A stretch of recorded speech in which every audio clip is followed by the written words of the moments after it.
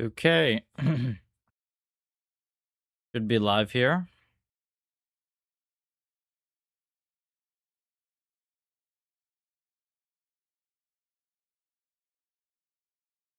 Let me edit the category.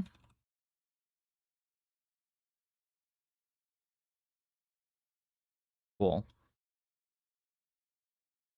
I'll flip the screen over in just a second.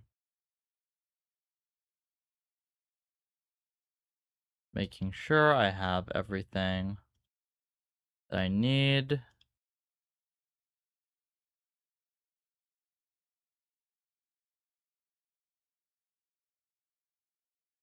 Oh, looks good. Hello, Valo. Welcome.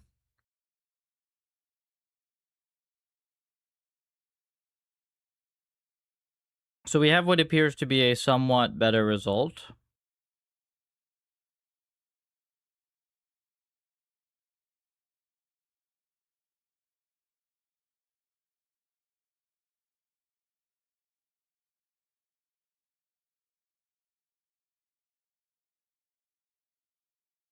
This is not terrible.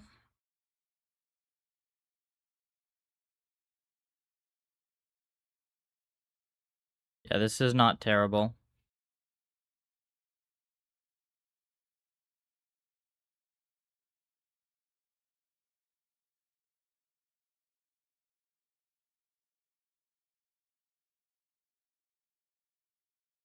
Do we grab this policy?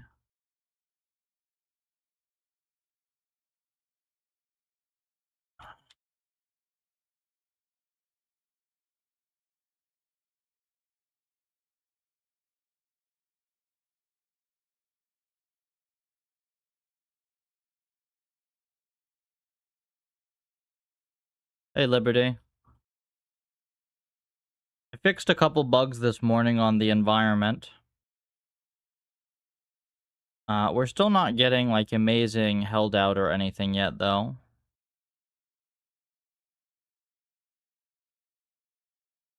Suppose we shall see.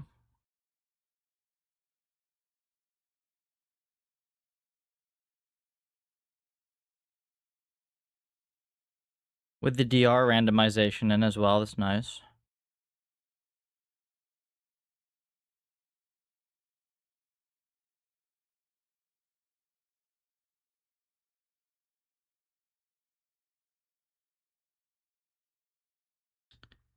Elo 619.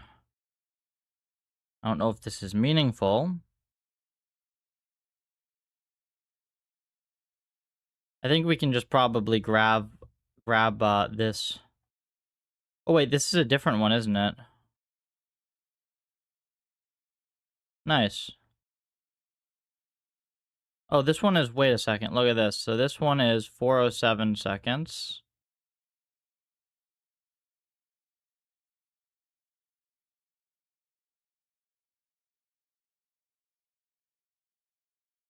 Hello, welcome. Wait here.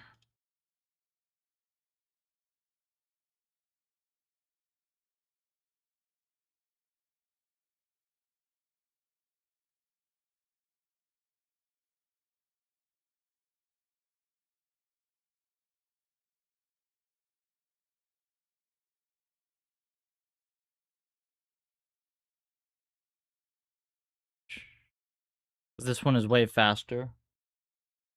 And almost same perf. I should just pull this. I don't know what I'm doing. I should just pull this whole thing, right? Let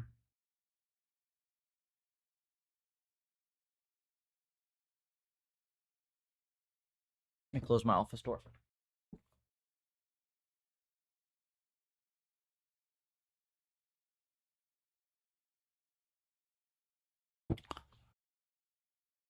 Okay, so we'll just do...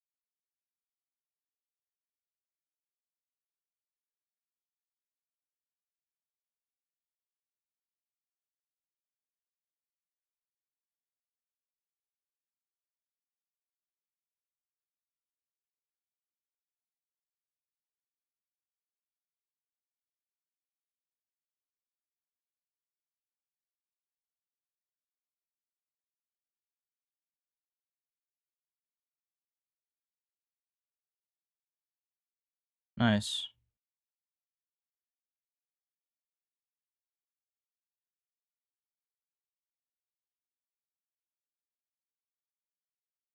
Did bots meet twice in the... What do you mean, did bots meet twice?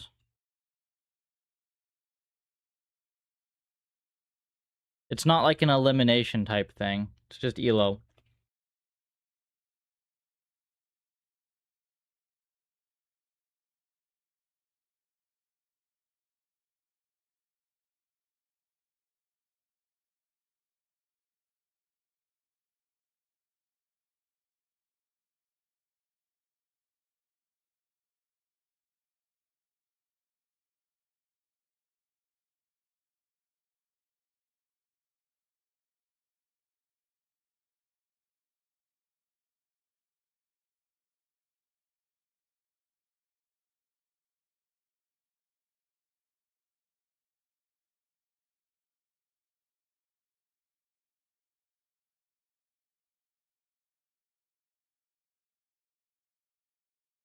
How do you calculate elo? You run matches, but you just run a whole bunch of them.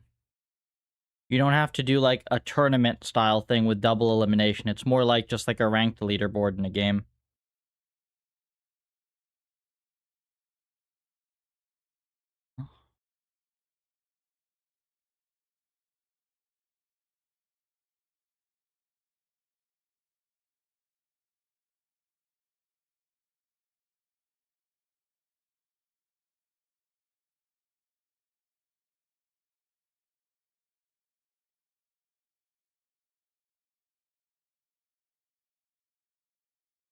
Well, this is interesting, right?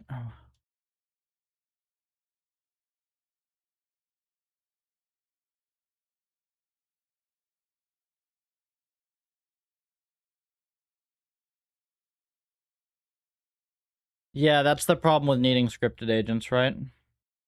Let's see which one I just gave it.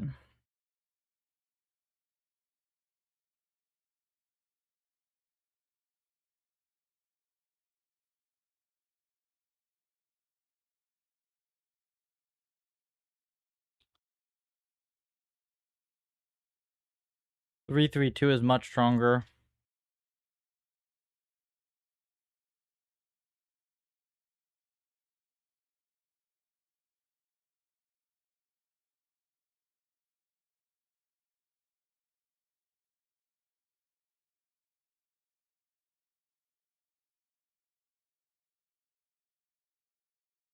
Consultancy.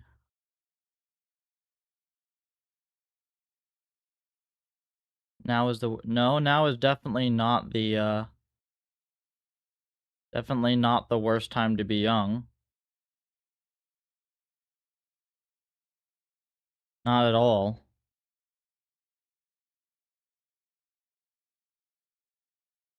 It's a confusing time to be young, for sure. But that's nothing new.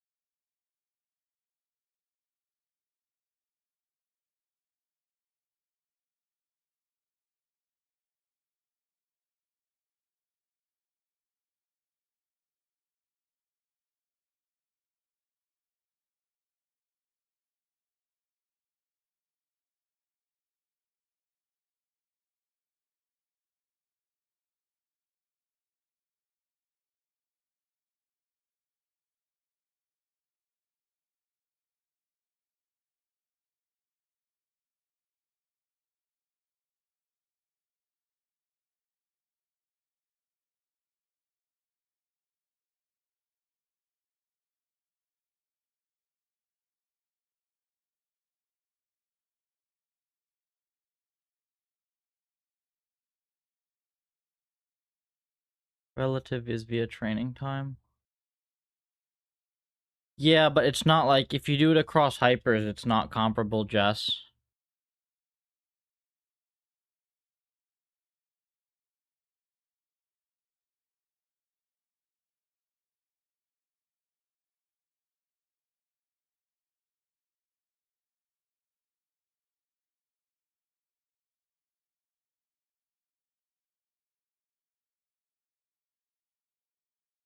Being on benefits, and we'll go do something, right?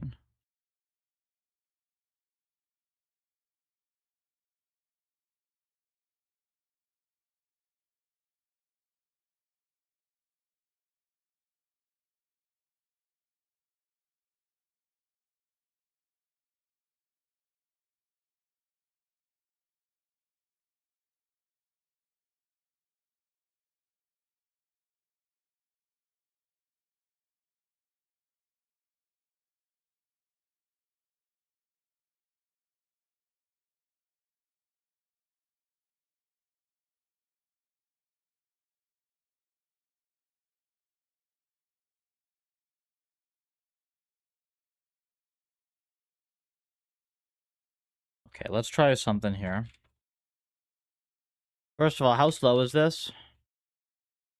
If I actually fix this little bug.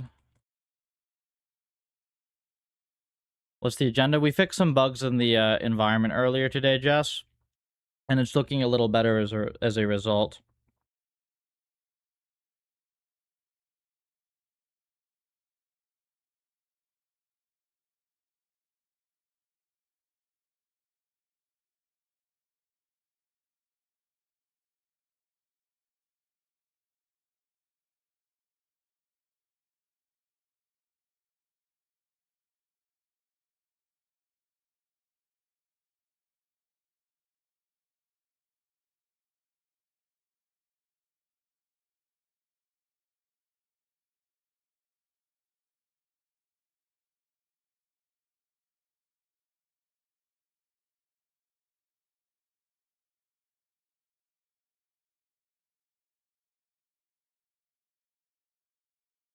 Yeah, Anish, I'll say the one thing that probably surprised me most at Stanford was that like at least 80% of the people there basically got in by being lucky. Like complete fucking imbeciles got in by being lucky. And instead of like actually working and trying to learn something and make something of themselves, they were like entitled lazy little shits.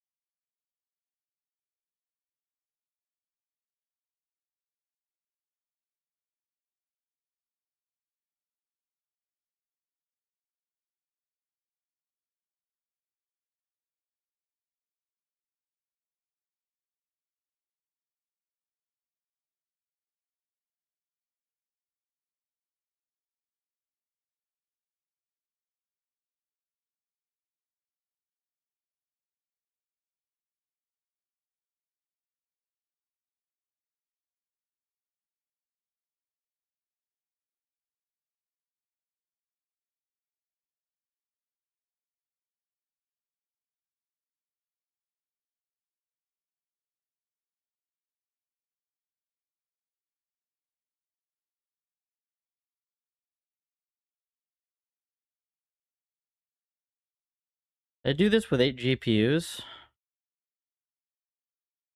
I didn't check, but this is fine. 3 minutes. We'll see what this gives us. Elo's not increasing, kind of weird.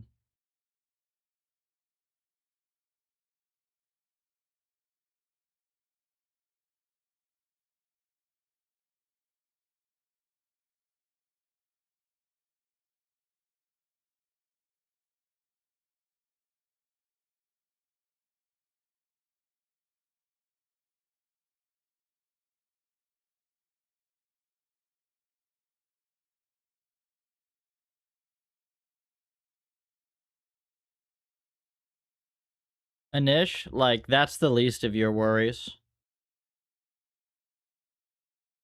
At least the dude worked hard at something. Most of the people there never worked hard at a damn thing in their lives, and probably never will.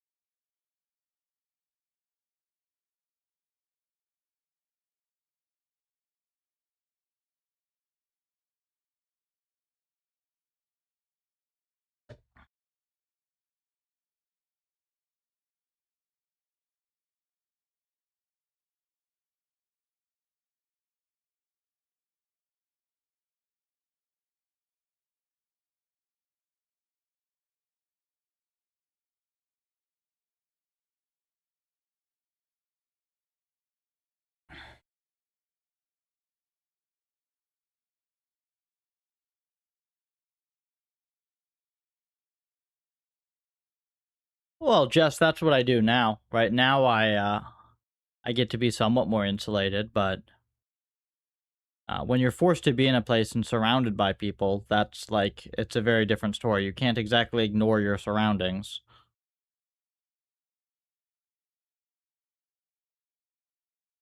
Like, people aren't horses. You can't just stick blinders on them.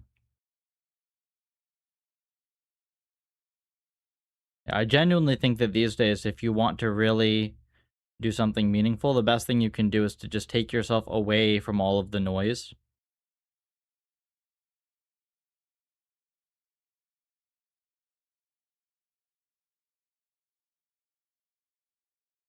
This elo metric is crap. Don't even worry about this.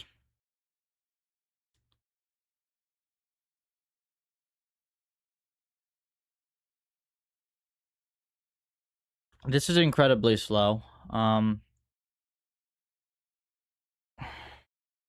We'll see if I did this 1 GPU or 8 GPUs. I forget. If it's 1, it doesn't seem to be matching what I would expect. We'll see.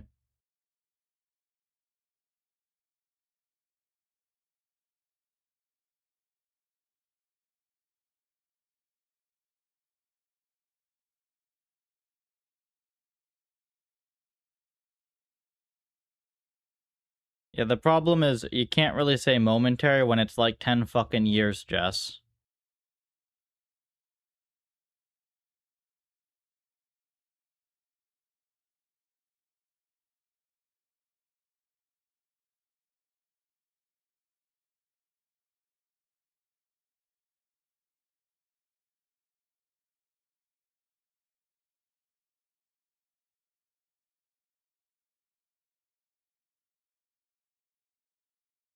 Like, that's how long it took before I got to start Puffer.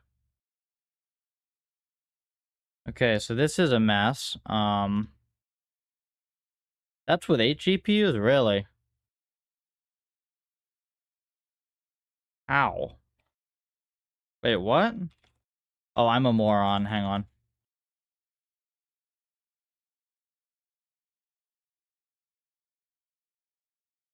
Other stupid run was still going.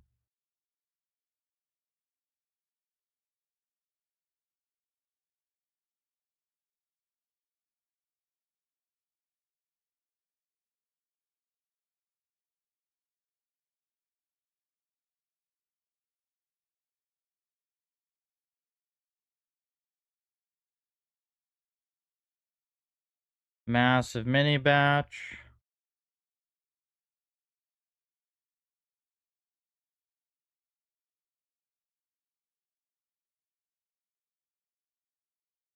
Weird.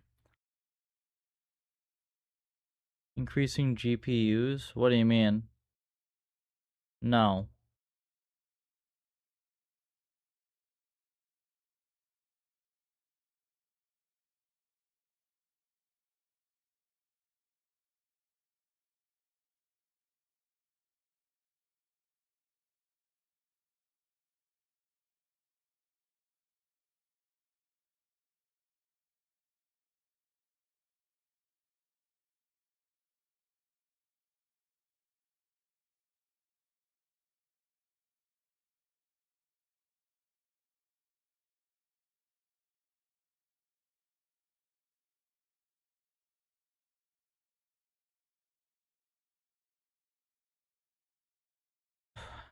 Weird. Very weird.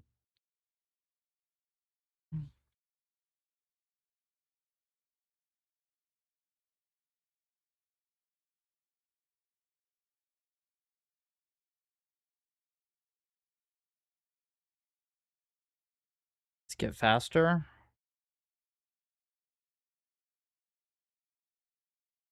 Morning.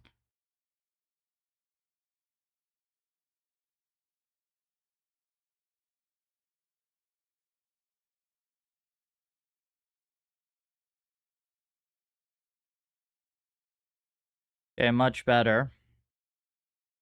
We had 20 mil SPS at least.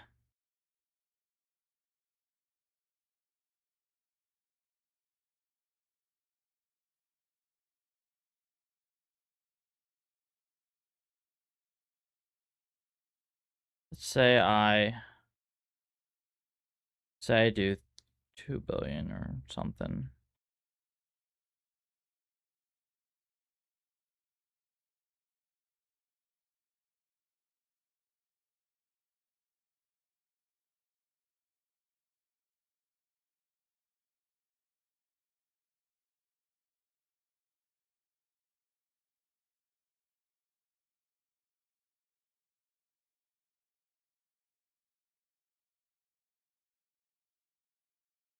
Dropping by campus. I could do that. As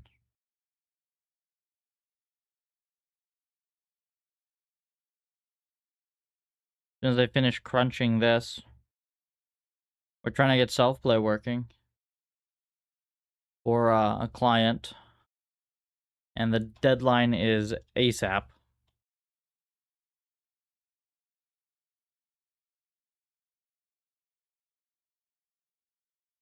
Why is this unstable? Maybe it doesn't. Go against its own baseline. Yeah, so we eval stuff against both, but we don't train against the scripted bots directly, because it's very, very easy if you do that. Like, you know, whatever competitive versus fixed opponent, yeah, we can just do that. That's fine.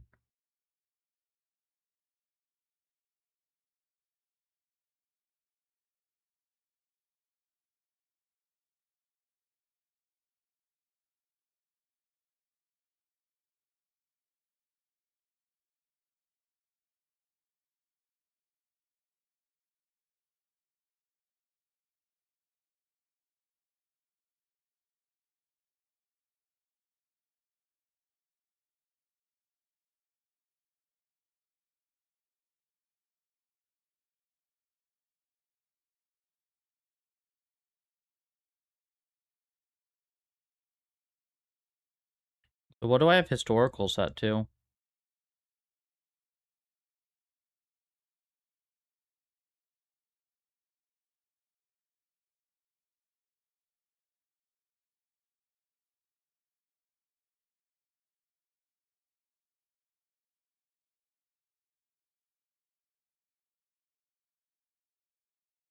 No, I left it at 98 because I need to get the essences. This is the side monitor content at the moment.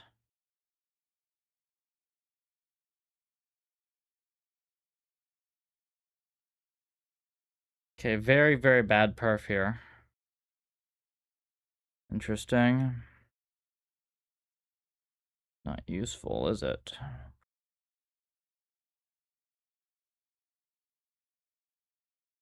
But these are just bad hypers, no?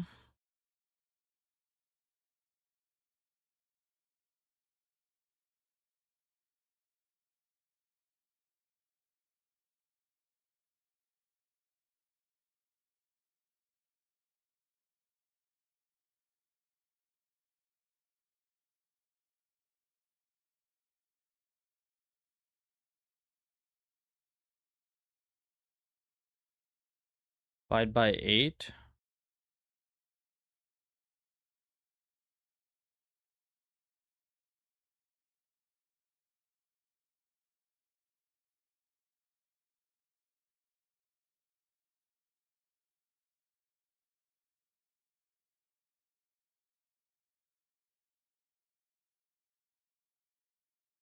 Win rate, timeout to pure timeout approach. Wait, win rate plus timeout.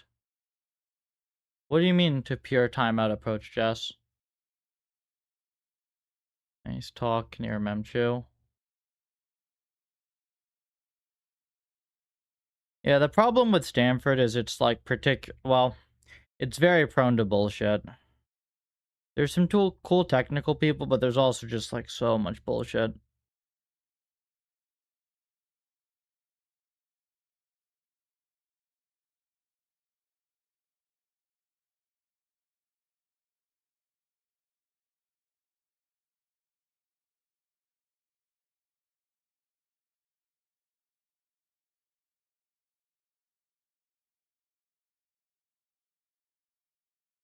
We'll see if this is better. This is closer to the original intent of the hypers. It does have more M's though. I might be able to speed this up single buffered, actually. I'll try that next.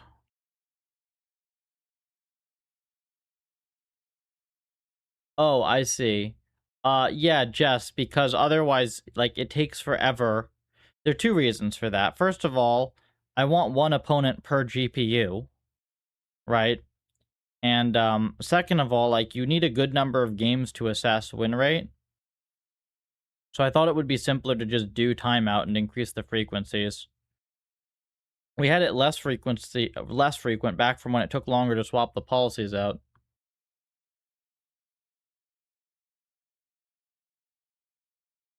We get lots more opponents in the sampling now, though. Science Sim Env. Computational fluid dynamics. Science Sim Env. How do you do? Well, the goal of Puffer is, within the next year or so, to start really doing scientific sim. We're still in the research phase of, like, get RL as a field to be stable and sane. And yeah, we're probably never going to do stuff where we put really, really expensive sim in the inner loop of anything, right? We might have it as a verification step or something, but you cut as many corners as you possibly can, such that you still work on the held out task, generally speaking. Okay, this is not working. Does this even replicate if I do? I mean, is this going to take forever if I do it this way?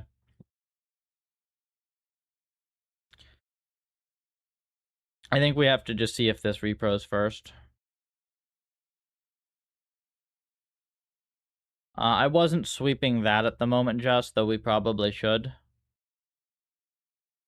It doesn't really seem to matter that much. As long as you have some amount of historical data, it seems like it works.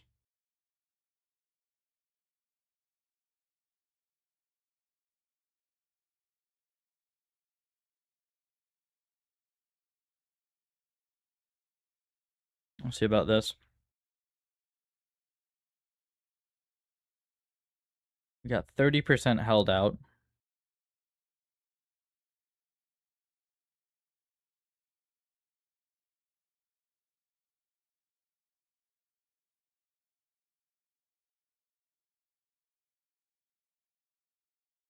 Well, no, we're not going to have checkpoints. Actually, here's what we're going to do.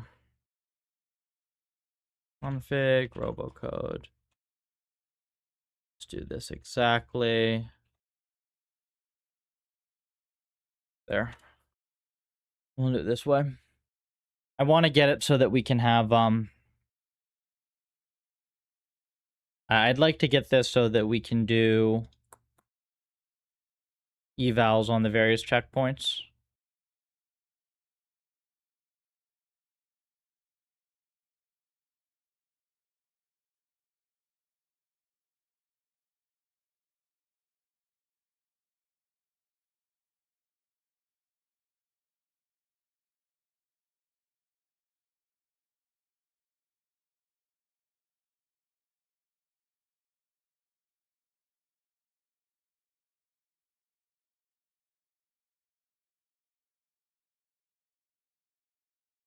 Hey, Finn.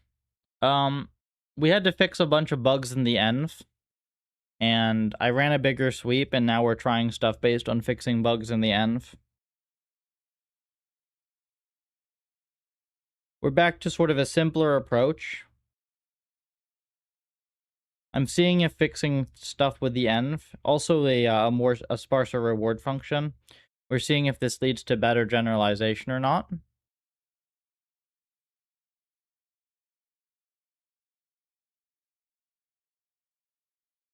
But I think it's going to be a lot more of an interactive loop today of me watching trained agents versus stuff.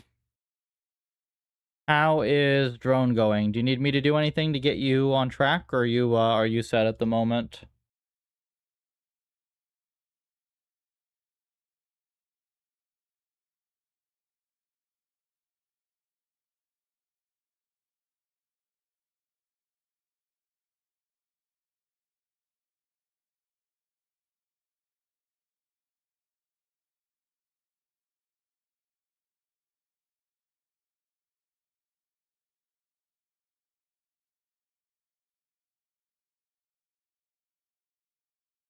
Is Finn gonna secure DoD contracts?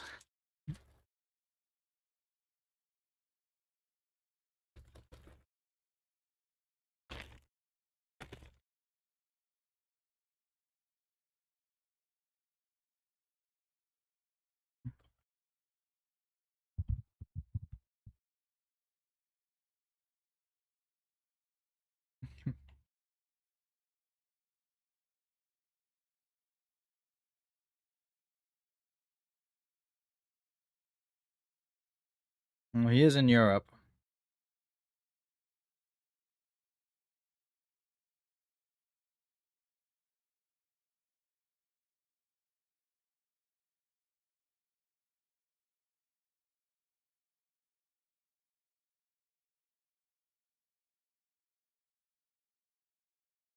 This seems stable. I probably need to make the sweeps multi-GPU, huh?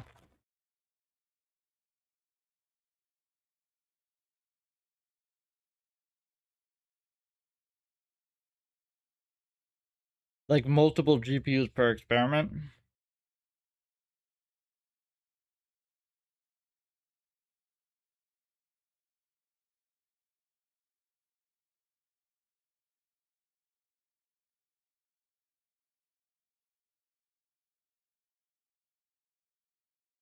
Four O policies are sim derailing with ADR. Baseline hover is stronger and simply to make it clearer when transfer is good. That makes sense.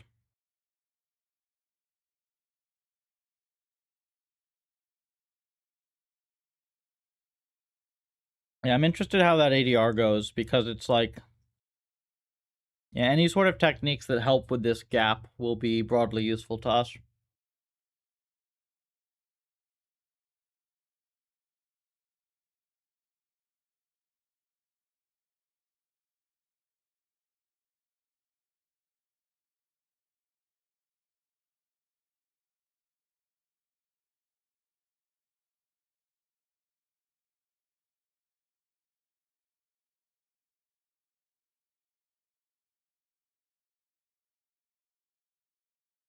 Keep shrinking model size.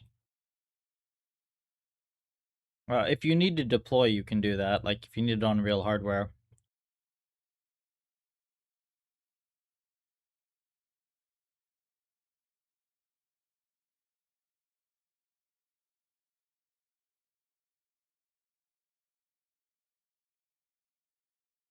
Okay, this at least looks more stable, so hopefully this repros. Even though this is annoyingly slow.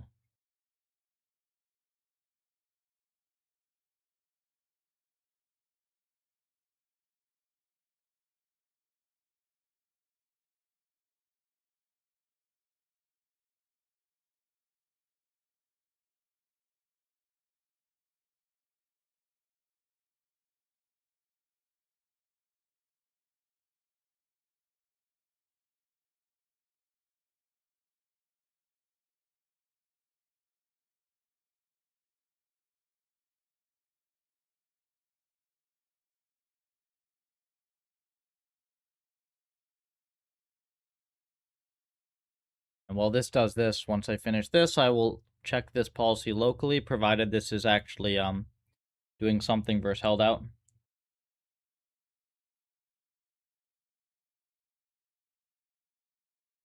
It's actually not a unique surname at all, depending on where you're from.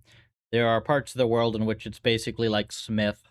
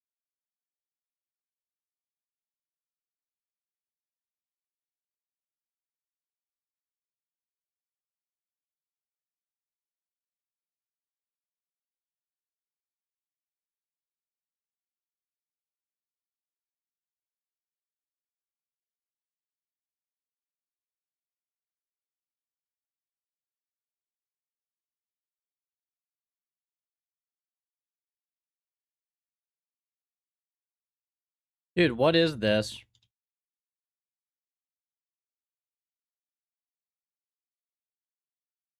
Okay, I think it just messed up our parameters, right?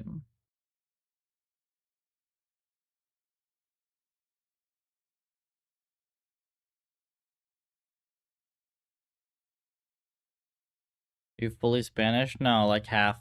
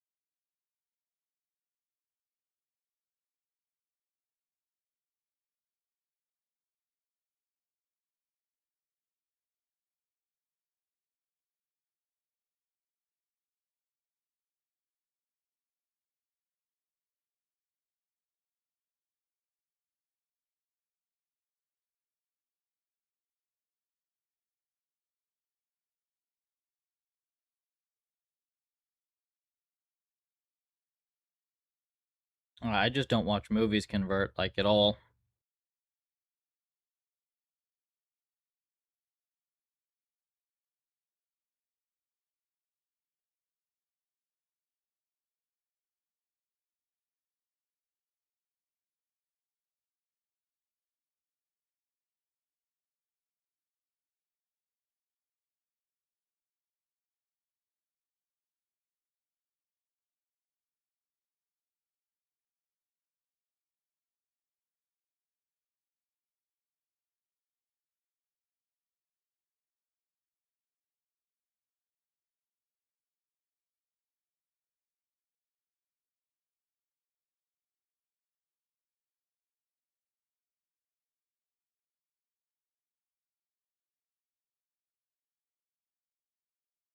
It doesn't make sense that it's not doing the, it's not reproing.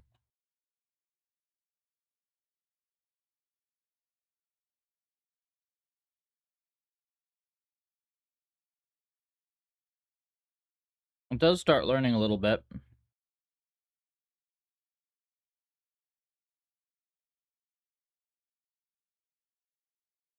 Claro que puedo hablar español. Apellido Suarez. Pero aprende solo, pues. Es un poquita mierda.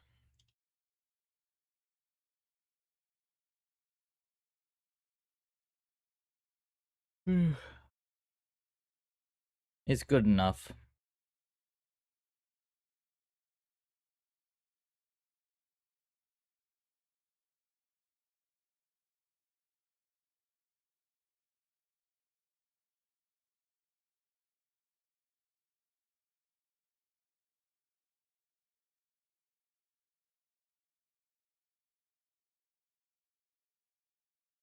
I want to know what the hell's happening here. This feels very, like, uncharacteristically janky for Puffer. You know? Like, uncharacteristically jank.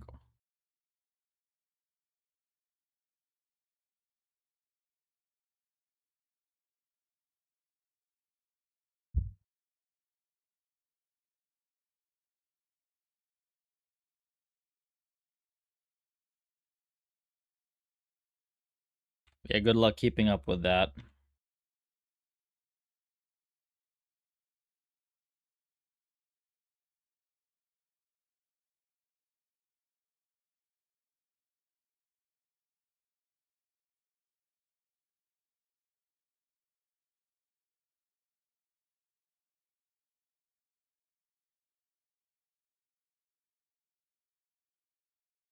I know I changed the number of threads, but that shouldn't do anything.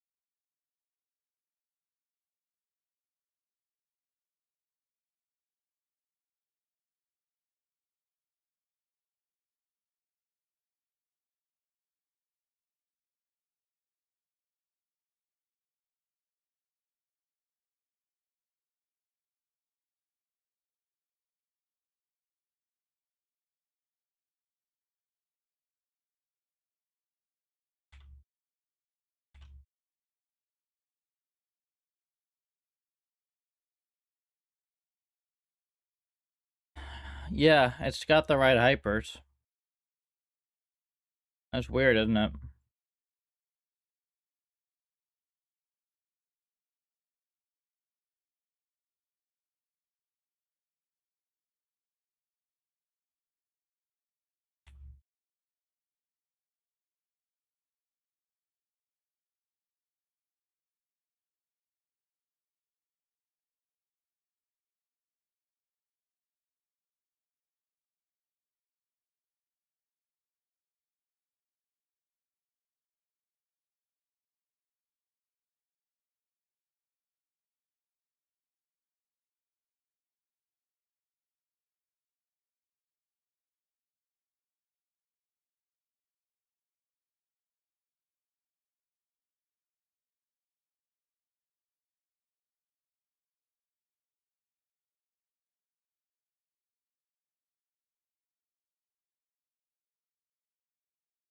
Yeah, weird. That's an actual repro fail, isn't it? That doesn't make sense.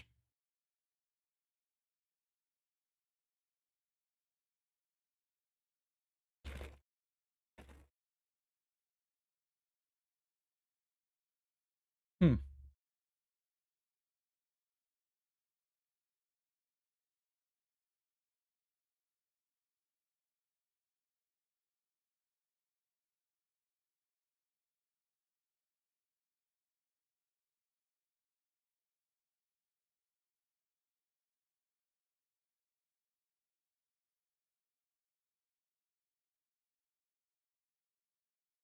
Interesting.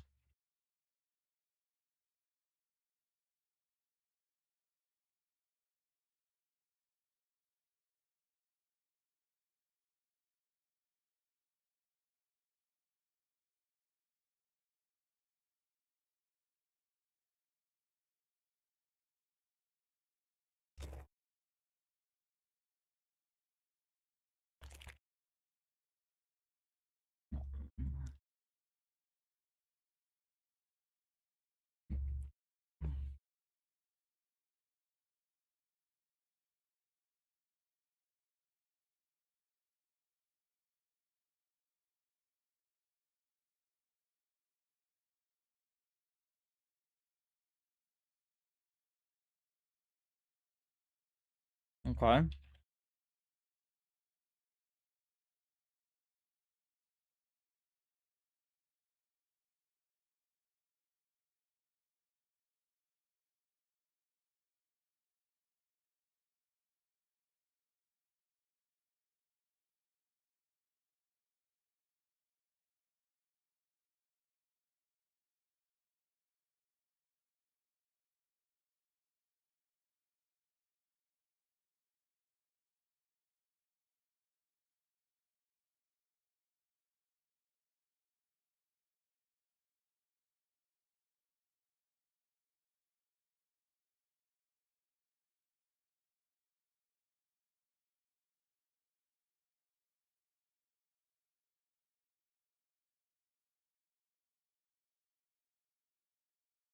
So it is getting better, but it does seem like there's still massive decorrelation between this and the held out. We're gonna go find out why.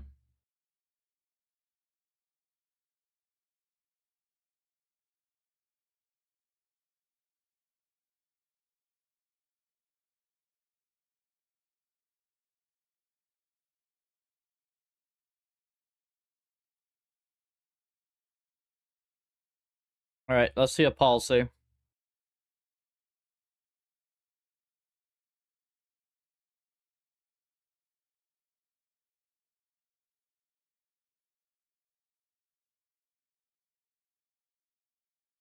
The radar is super spammy.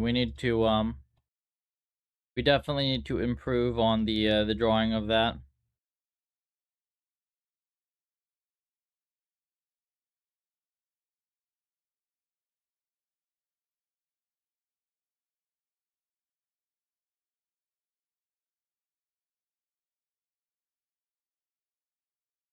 They're quite aggressive.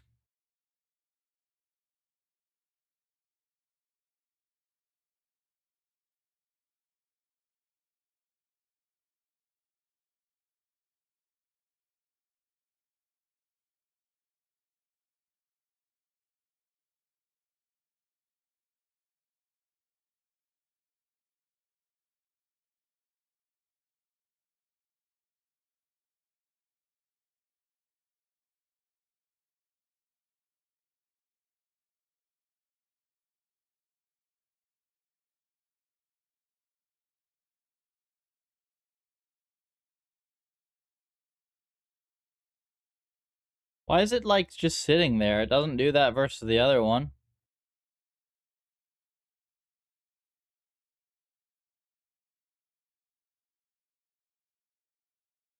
I don't understand why it doesn't behave this way versus the other one. Like just sitting on the wall.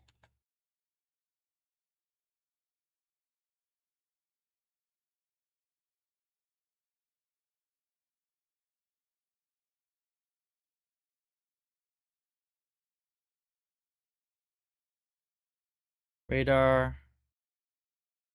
It's not uncapped. It is quite quick though. I think you can see that's about the amount that you're supposed to be able to get in one tick. It's like just learning to flip it back and forth. It never just sits on a wall though. Like, I don't know why it does that versus the opponent. Oh, maybe it's this. It's trying to ram, but no, it never sits. It never just sits on a wall without being right next to its opponent.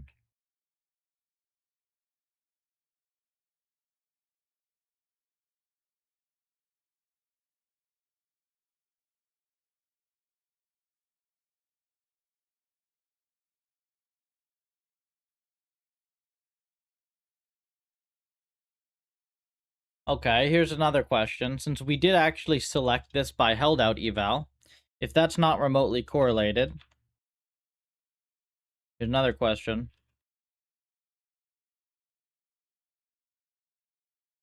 Can I just grab...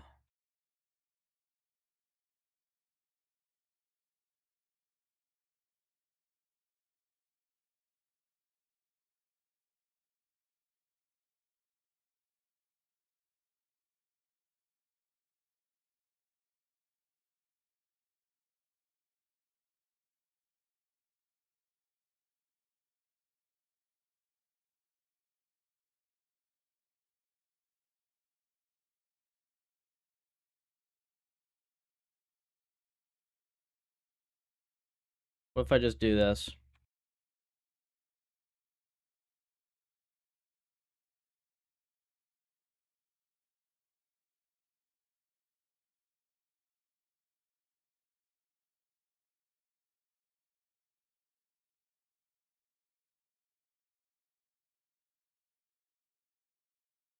Beta 2 doesn't even exist, I'm pretty sure.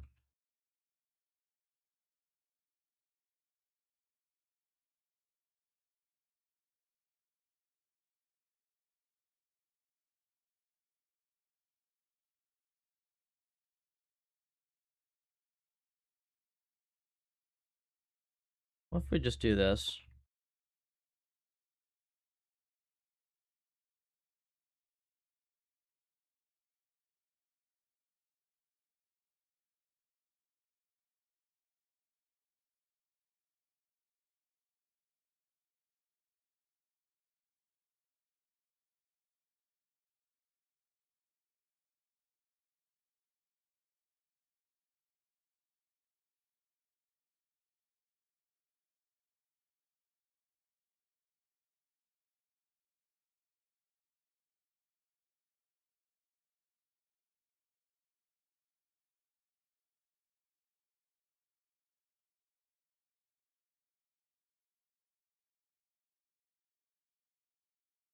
Tank can get stuck between a wall.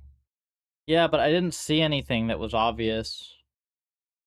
When I was looking at the replay.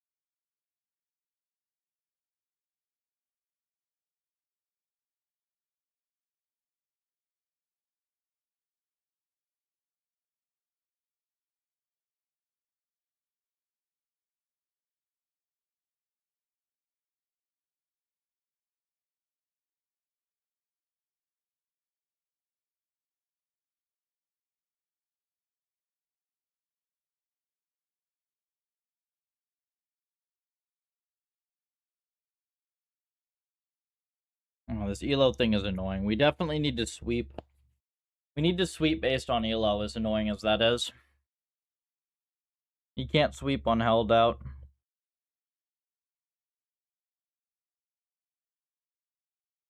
I think that's pretty clear by now.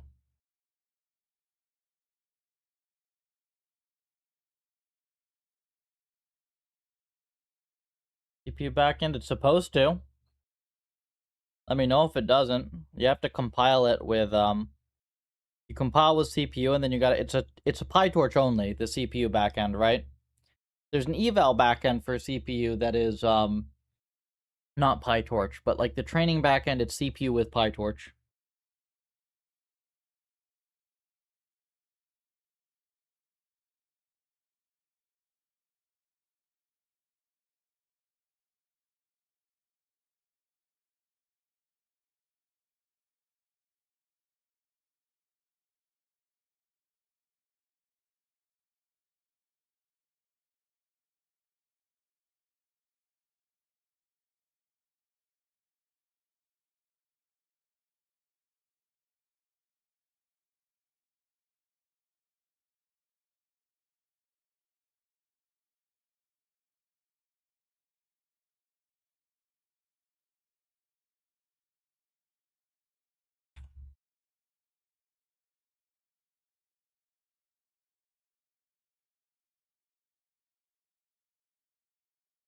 I mean, like, we actually have to run the policies against each other to tell how good they are in the sweep.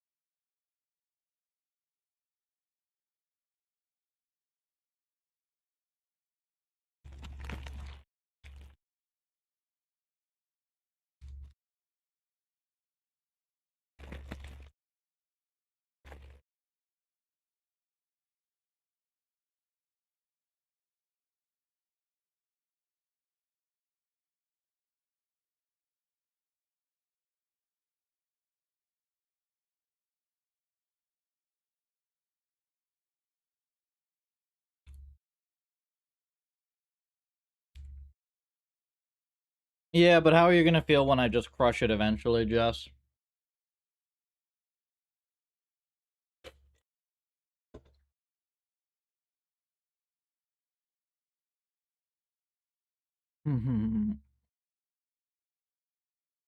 I still have things I can do. I'm warming up to the idea that there's actually a parameterization of sweeps for this that makes sense. You just have to do it in a way that's sensible.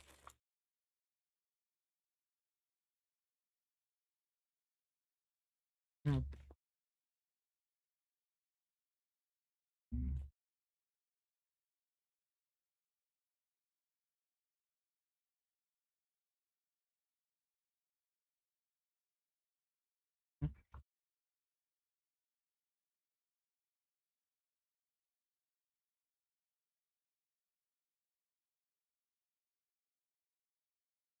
Well, that's amazing, held out perf.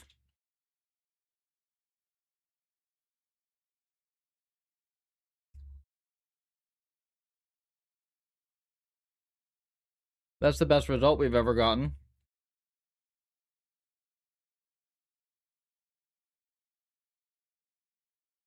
I basically just went default hypers as well.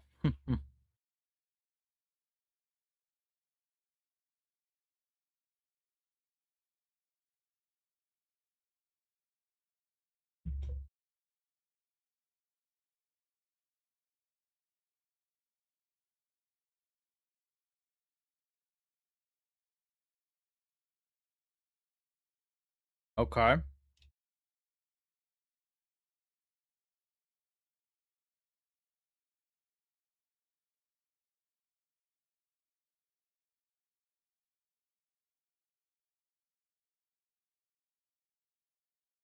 I get, I've been cutting lately, and I'm down, like, I think a full 9 pounds.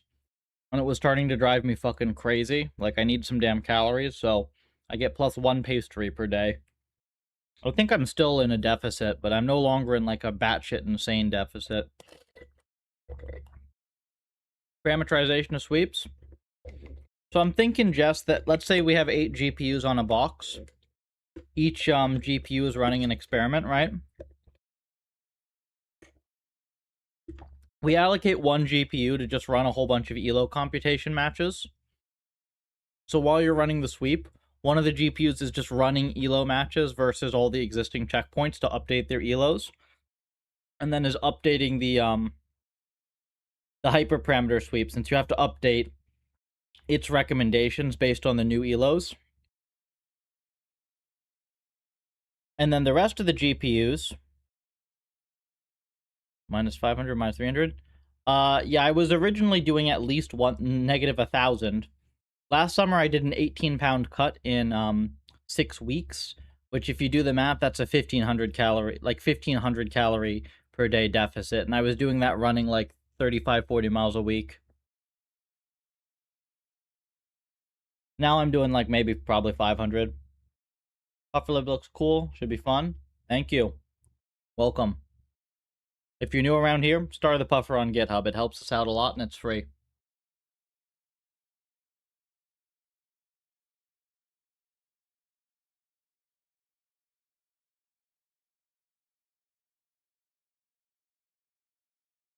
Holy. Here. Well, this is running real quick. I'll show the article. I don't really often do these, but, you know, once in a while I'm proud of something and I kind of want to share it. There were very extenuating circumstances under which I had to cut 18 pounds. Like, I never get 18 pounds overweight ever. But, yeah, this is from Cut. Where is it?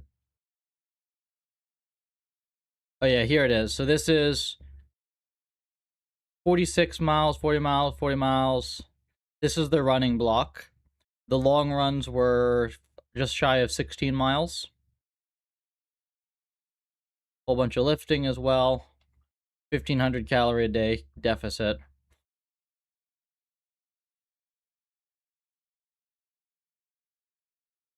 Actually, I'm basically doing this right now, except then I'm not being as strict with it, so every so often there's something else here or there, and +1 pastry. But I don't weigh 185 now, so I'm still probably at 500, 700 calorie a day deficit. Hard to say. I'm not running as hard though now as well, so that's probably why I'm like not that big of a deficit.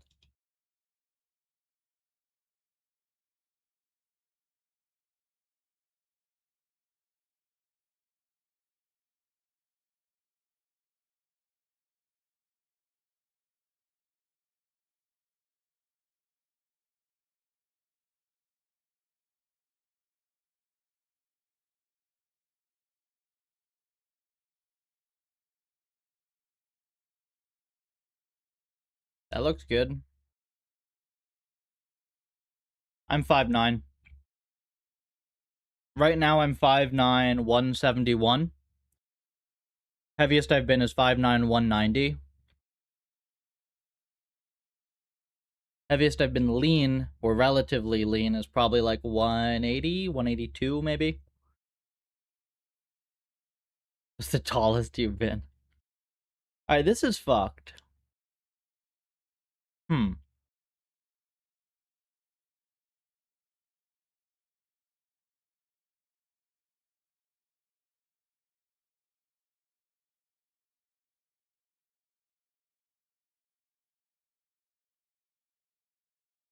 Trying to put weights. Yeah, yeah.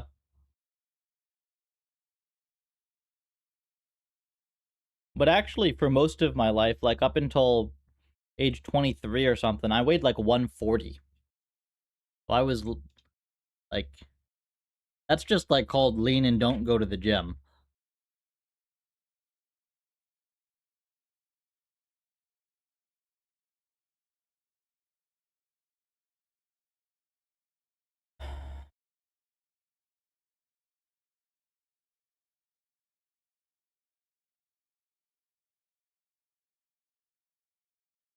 Huh.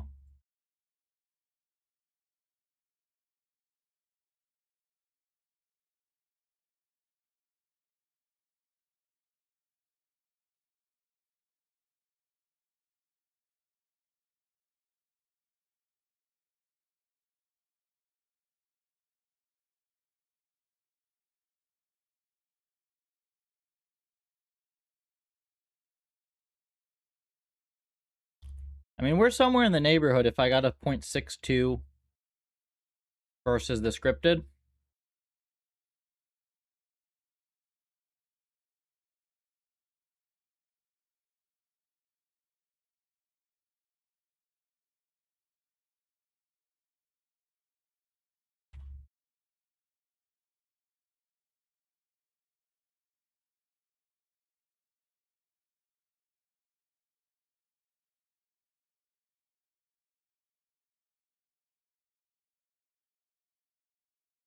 How much does it cost you to run such an experiment with multiple games?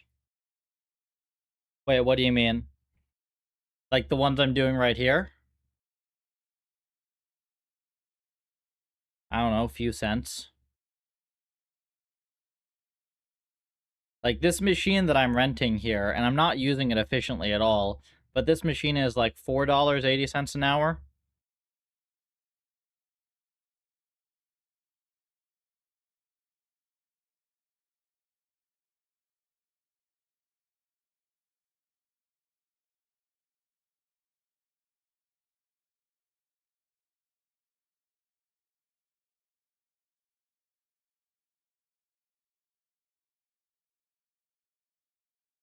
Okay.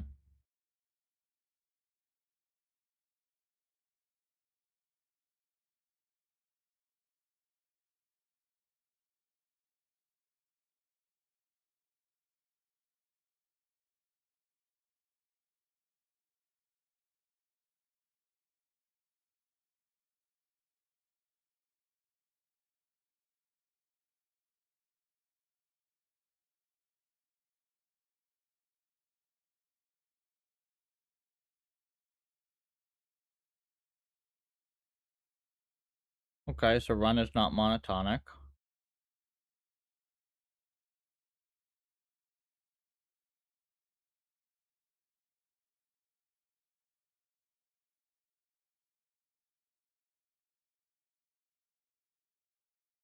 Brittle hypers, that's reasonable enough.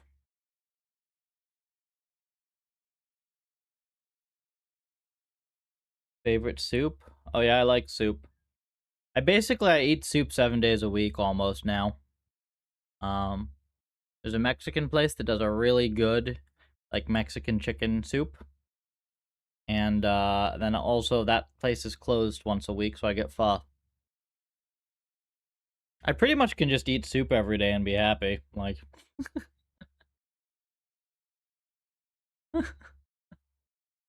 uh,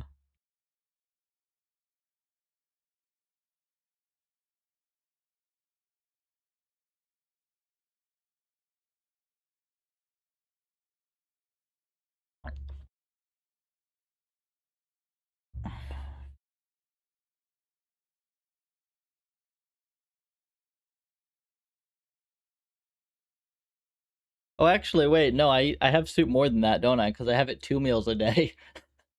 I also get a minestrone in the morning.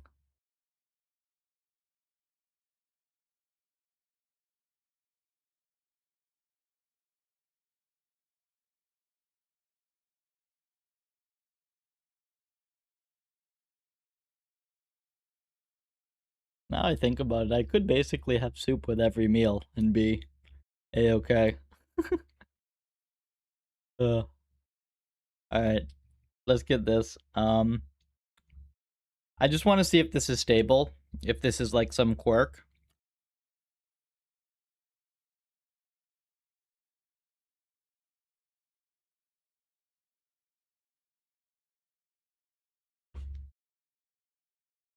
I guess this is still not a perfect experiment because of the learning rate decay, right? I should have thought of that. Well, we'll see.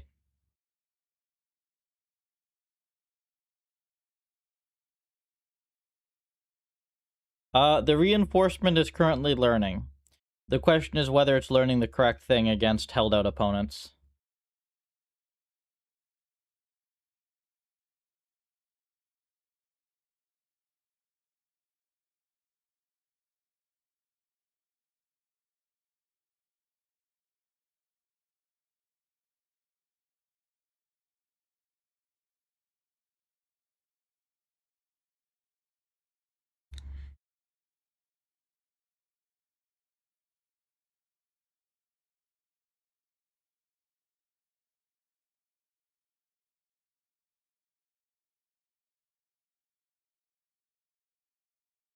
It's funny because this is supposed to be the easy held out opponent, but it seems like it's actually a pretty tough held out opponent.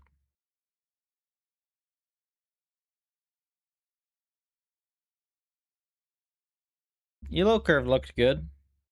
I don't know if this thing is meaningful at all, but whatever.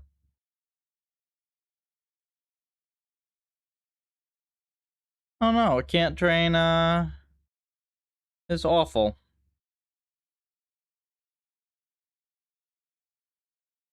Okay, the latest. Versus the final.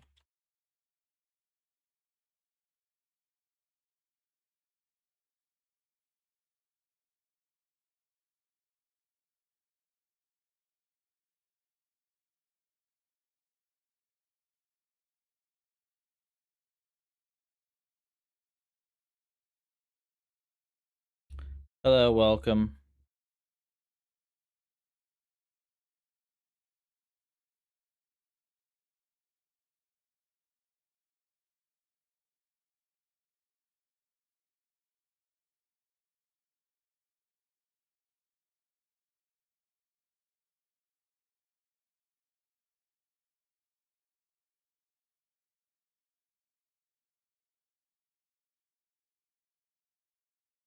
For protein, latex render on my site is broken. Great. I will add that to the long list of things to do. There will be a polish update at one point. Probably Puffer 6 is just going to be like, make everything actually work fully.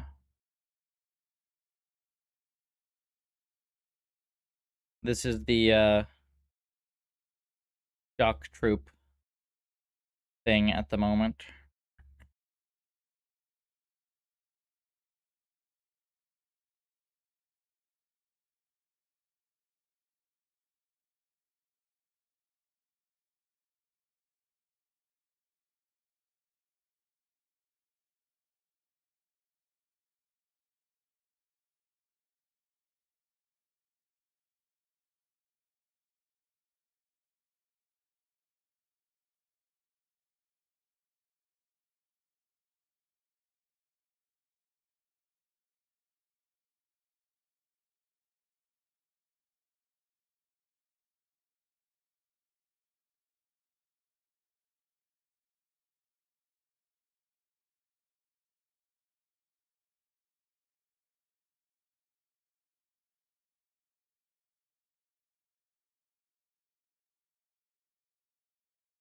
top of the task heap. Fixing self-play. Because this one we actually need for client work. It also is something we need for core puffer. But we need this for client work ASAP. And it's being a little bit fiddly.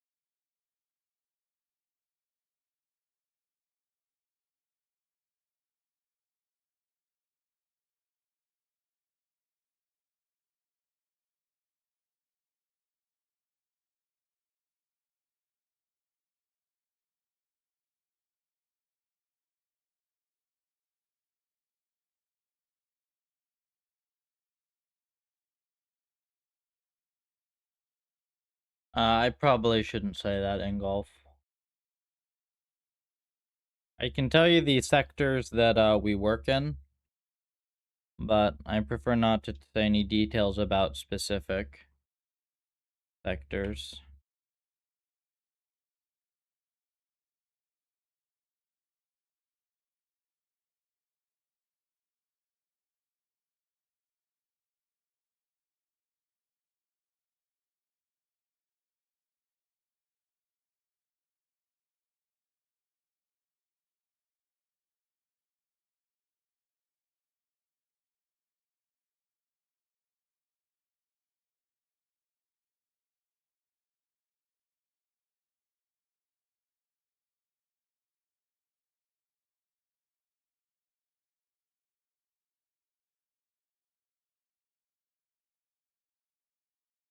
Sectors.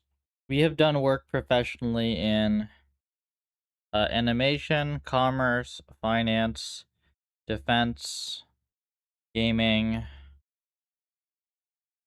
Anything else? There's one other one that I'm forgetting.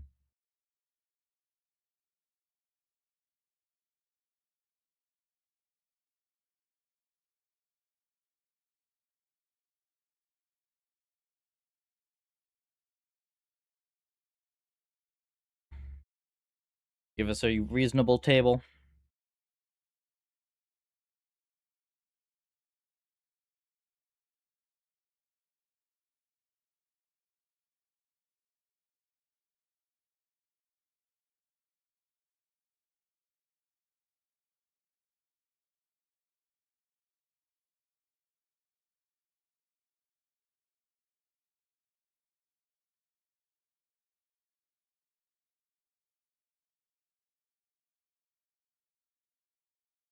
The actual self-play stuff itself will be open source, of course, right? That's kind of the nice thing about what we do. So, clients are paying us to get this in a specific application, but since it's much, much more efficient for us to do the self-play research on this task anyways, than it would be directly on the client's task, I get to stream this. The core of it will go into Puffer. It gets tested against all our other self-play ends. And I'm sure Jess will throw it on chess once we have it.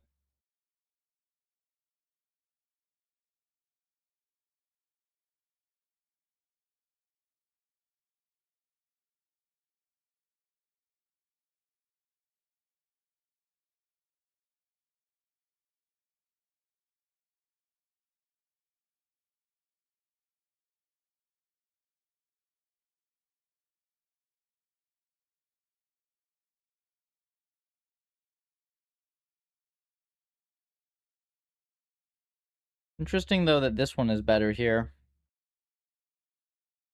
Hmm.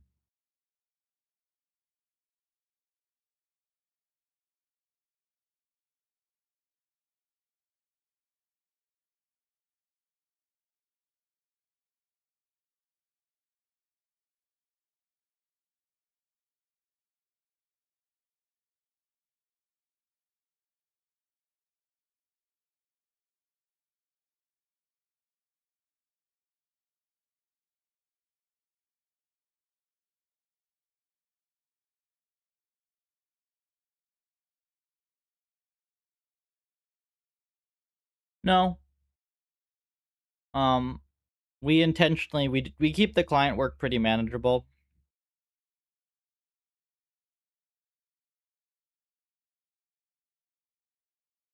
I mean, I don't try to I don't push for contracts where it's not really going to make sense or it's going to be a bunch of bullshit.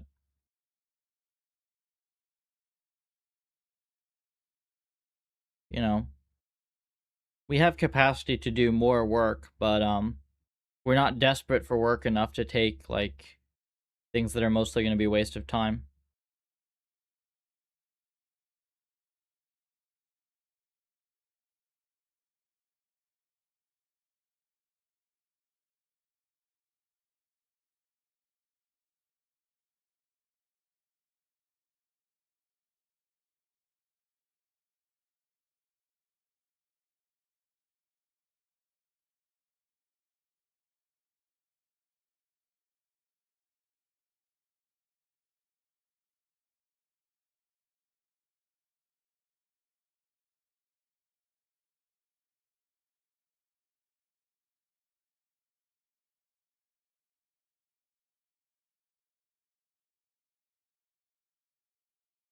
Well, let's pull one of these for eval, I guess, right?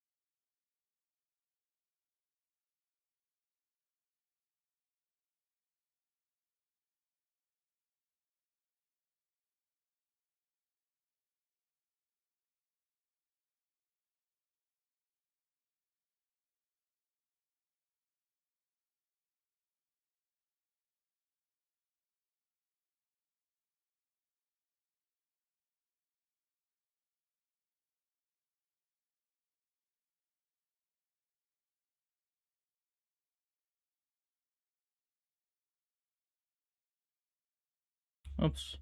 One moment.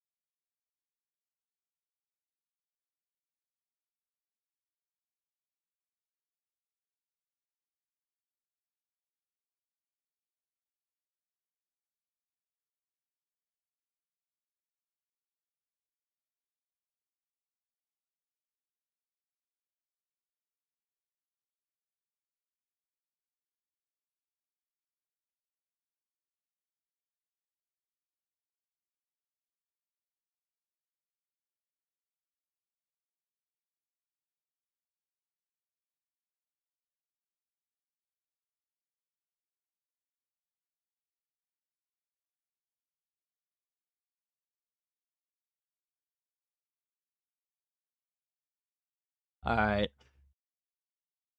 We're good. Uh, future. Would you then like to see future M's when self-play? Yeah, we definitely need more self-play M's. For sure. It literally works for... What?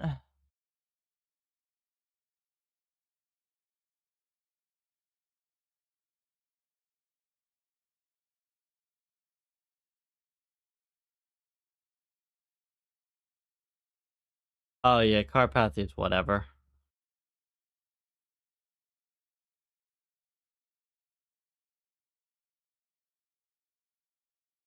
Anthropic's the least... It's just the most out-of-touch company on Earth. Whatever. Just ignore.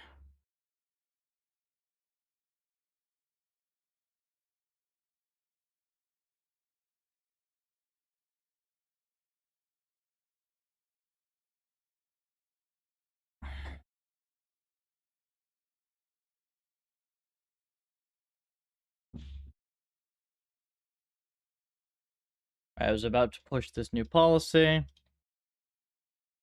We will... Let me go grab this.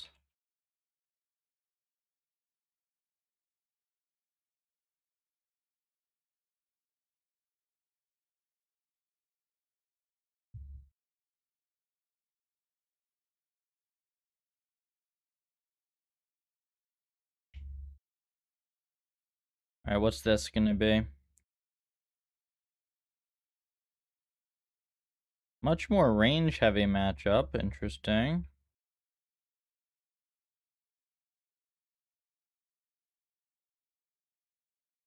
Wait, how are they not using energy super fast?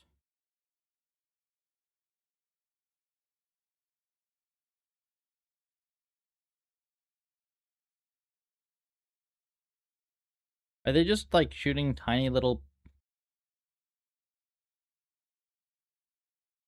Interesting. Yeah, tiny little shots, huh? On both sides. You can't really avoid.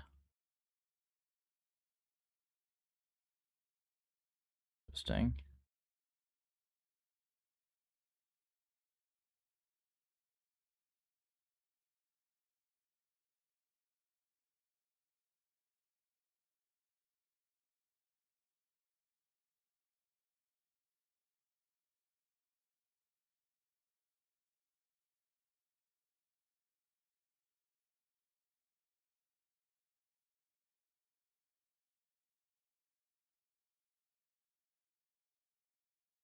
Interesting.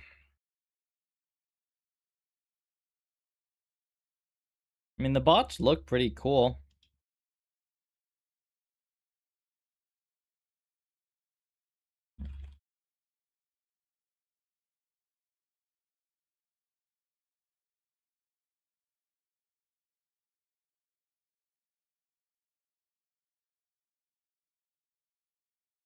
Why did you decide to do Pufferlib on CPU? We train on GPU and we're like an order of magnitude plus faster than Jax, while also having less code. Jax has just no redeeming qualities whatsoever. It forces you to write terrible code. You have to JIT everything. It takes forever, and even once you do all that, it's super slow.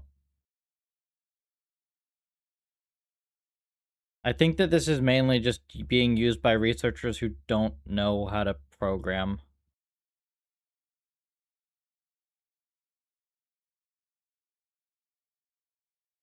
This is why there's all the Jax hype. Okay, it's actually getting to be pretty close. It's just a little bit worse than this scripted bot.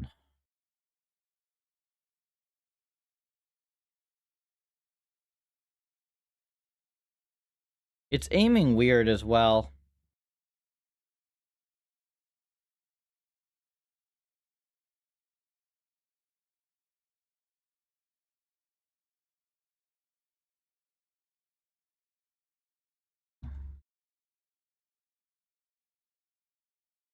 I wonder if there's some sort of fundamental disadvantage that this thing has. That's also possible. Right, that's also possible.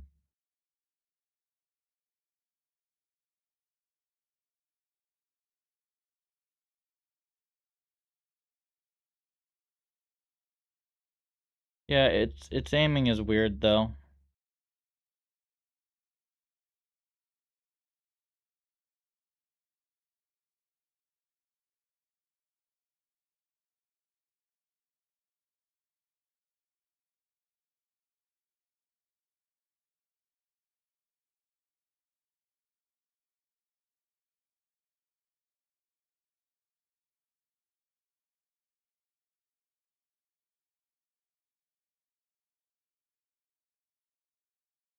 Interesting.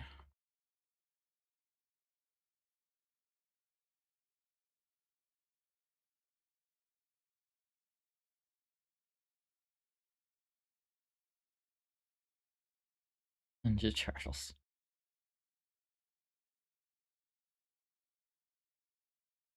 That one might be AI complete.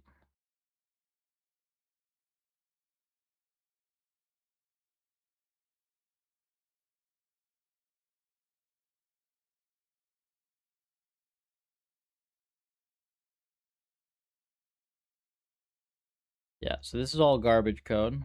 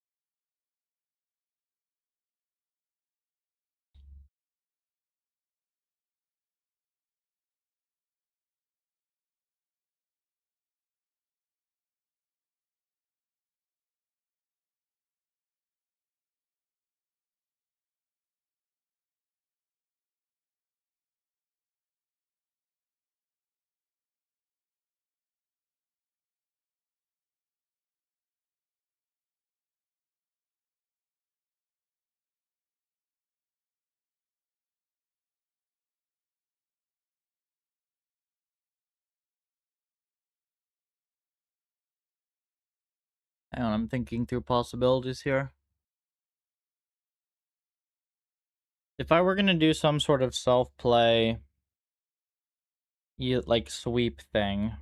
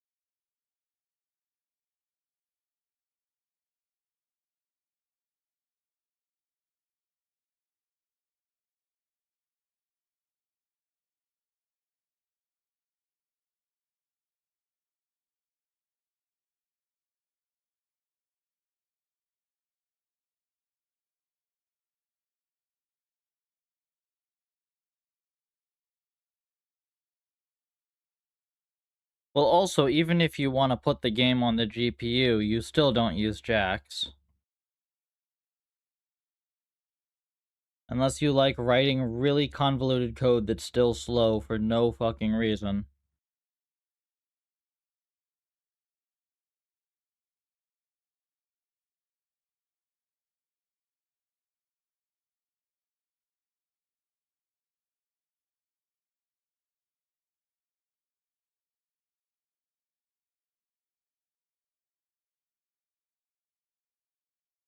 Let me think, what do I think the probability is that this works? Wait, this is fundamentally required, isn't it? Yeah, it is.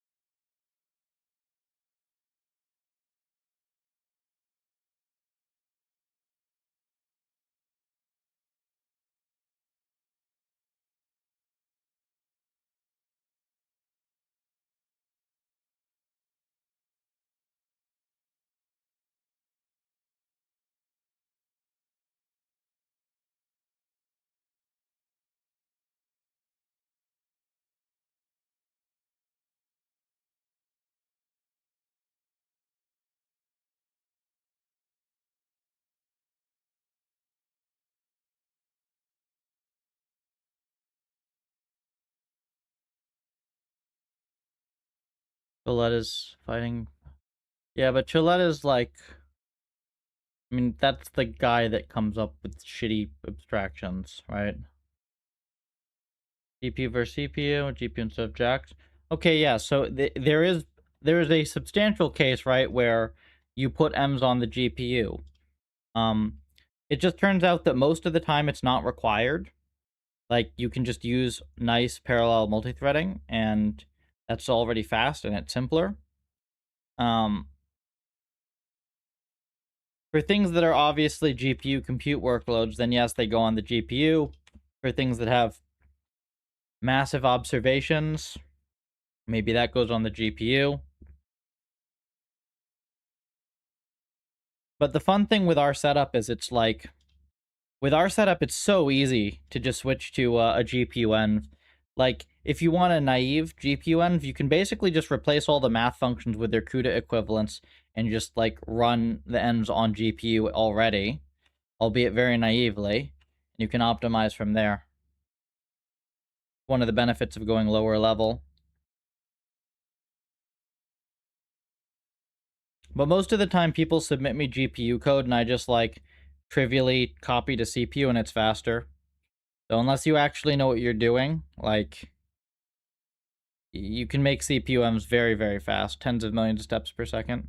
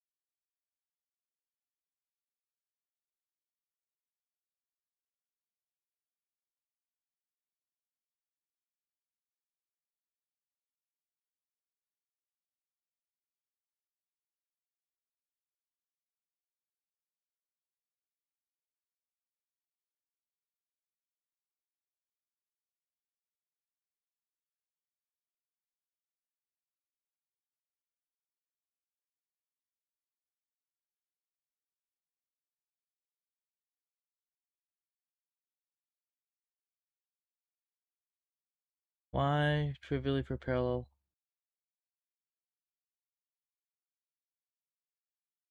Well, I mean, do you really want to implement like a very heavily branching game on GPU? Like if you're writing a physics engine, sure. But a lot of M's just will hit tens of millions of steps per second on CPU. Very simple code.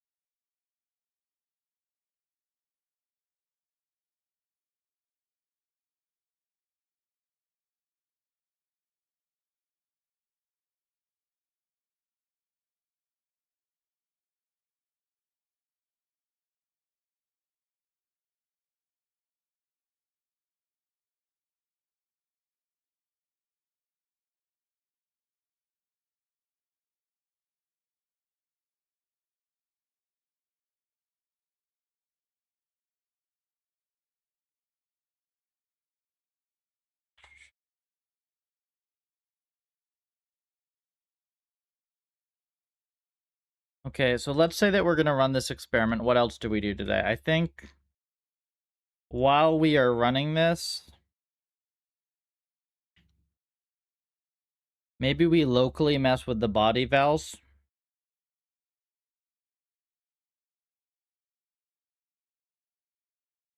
Oh, also, it's not going to be that bad because we have a very strong we have a very strong starting point to seed it from. So I think it's not going to be that bad.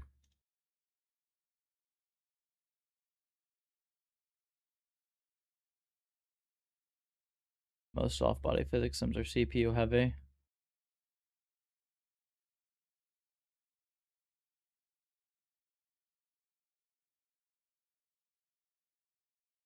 Well, it depends on what you need, right? It also doesn't have to be one or the other, to be fair, right? Like, I can just give you, sure, here, compile this nvin CUDA C, write whatever C and whatever CUDA you need.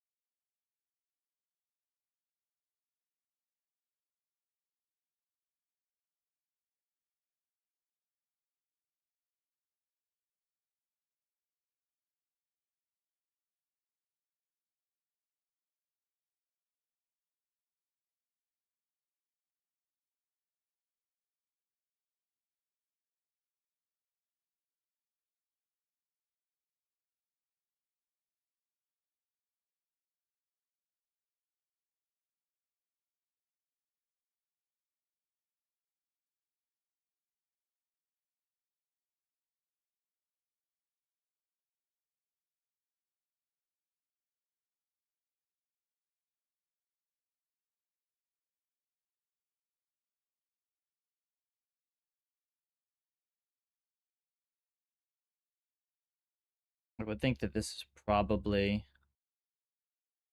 what we want.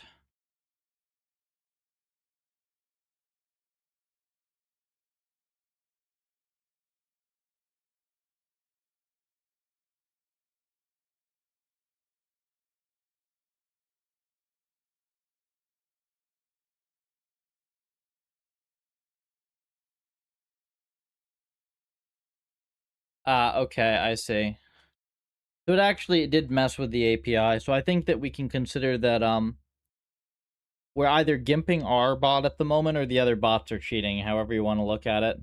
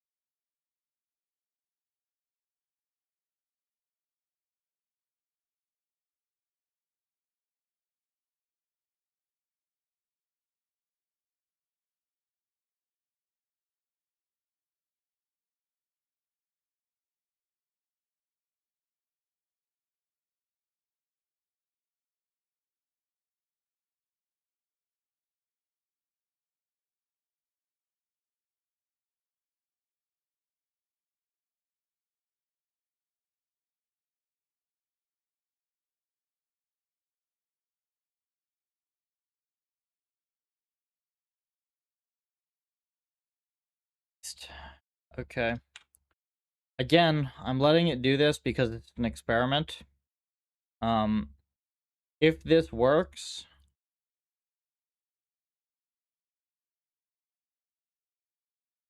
in my mind, if this works, it's worth just spending a week rewriting all this and figuring out how to do it correctly. We need something that works first. There's no point in making something that's really good but doesn't actually work. And it's quite unclear at the moment what the correct the correct thing is to do with self-play.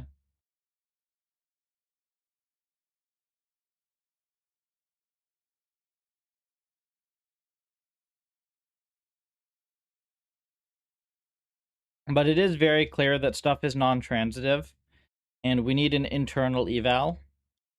So the only way I can think of to have an internal eval is something like ELO. And the only way that you can do a sweep when you have something like eval is to do like ELO as part of the sweep. So I think this is fine.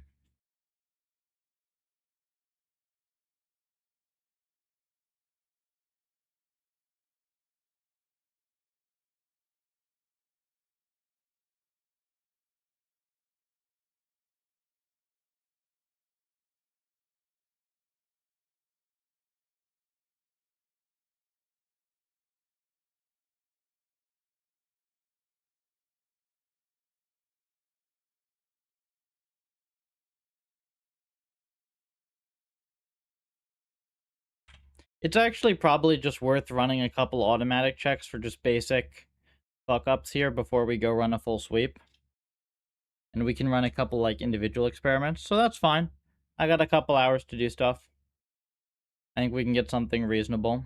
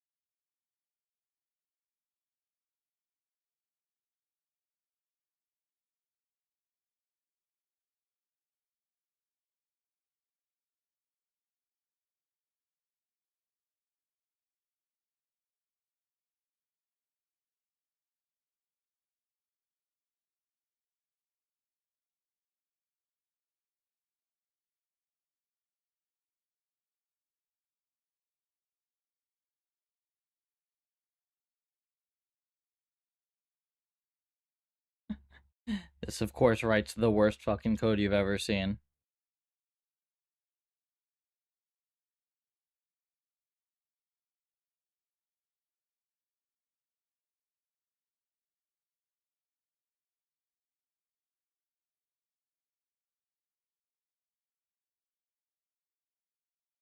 Elo sweep would be very cool, though.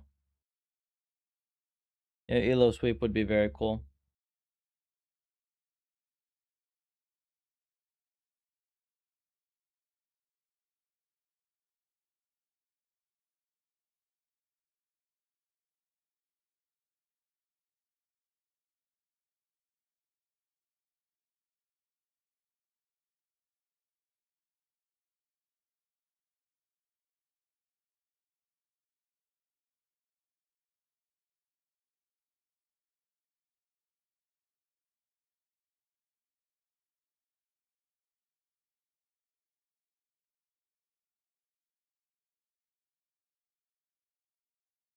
To clean it up first, Jess, for that.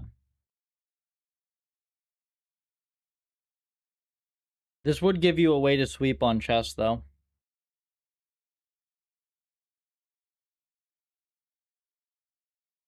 Arguably, you have a way higher quality evaluation, though, for chess.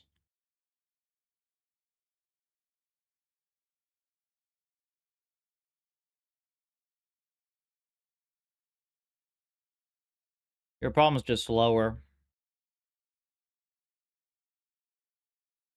Yeah, slow.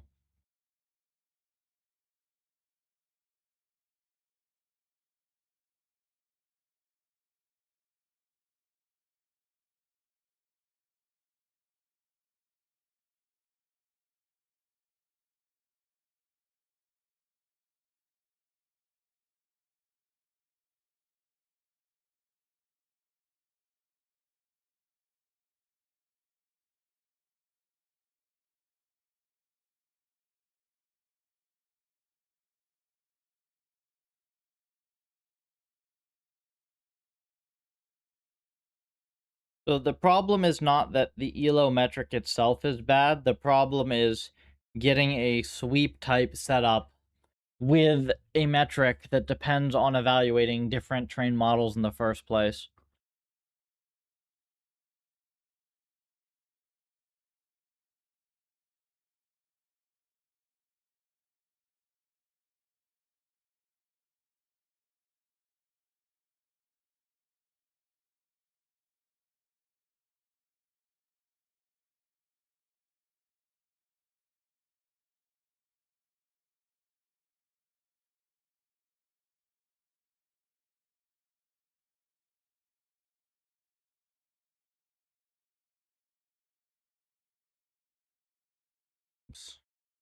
Self-play is tough.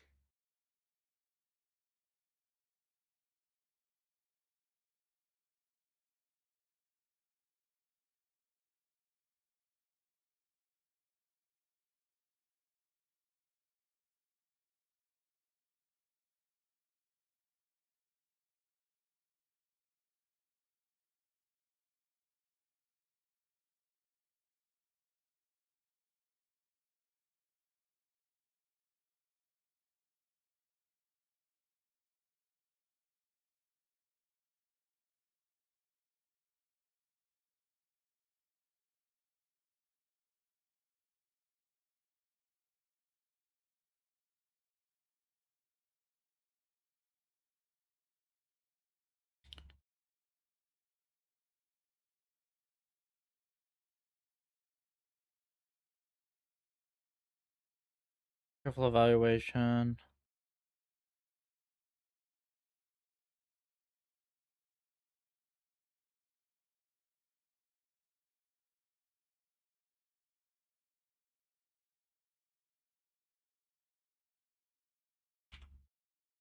That looks like LLM slot, man.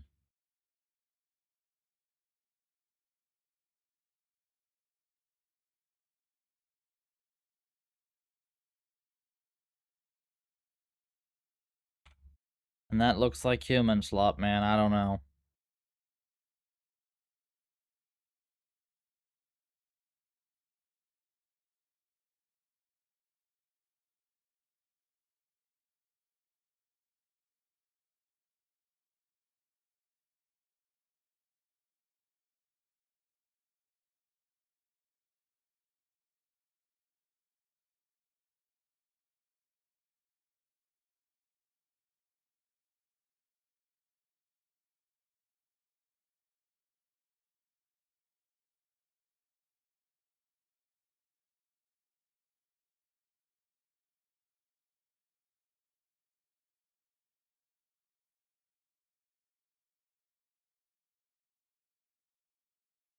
No, I think it's more like reality went over the author's head.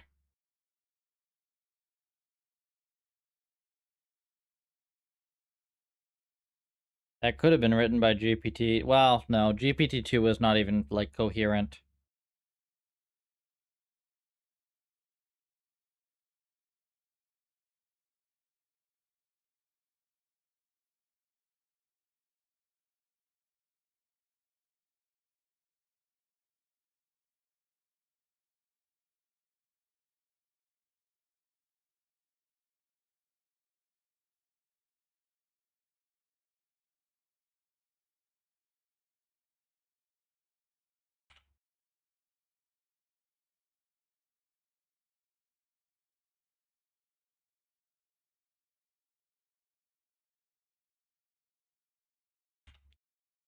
I hope, who was the contributor, Violent Glitzy or whatever, who was, gonna take a look at protein over the weekend? That'd be nice.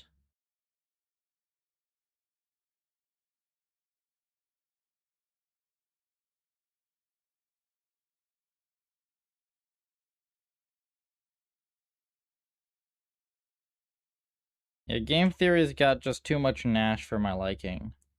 Gnashing of teeth. Yuck.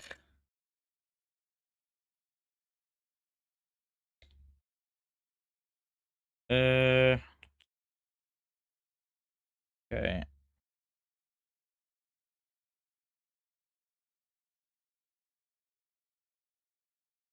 I have a few more things to check before we can actually run this. This is all awful garbage code. This is for an experiment. I do think that we need some form of ELO evaluation in sweep. It is quite irritating.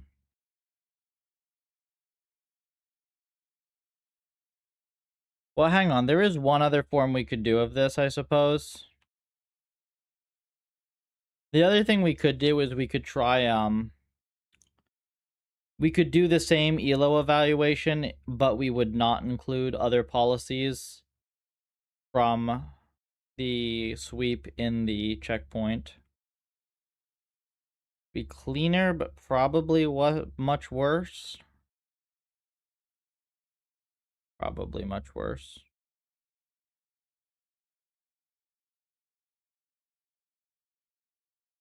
Hopefully we can just run something quick, though, with this to see. So the experiments are going to be ELO as the core metric for sweeps. All right, and it's going to be historical self-play for each experiment versus each experiment is self-play versus other policies in League, which does have some annoyances that go with it. But we'll test that for sure. And we'll evaluate held out.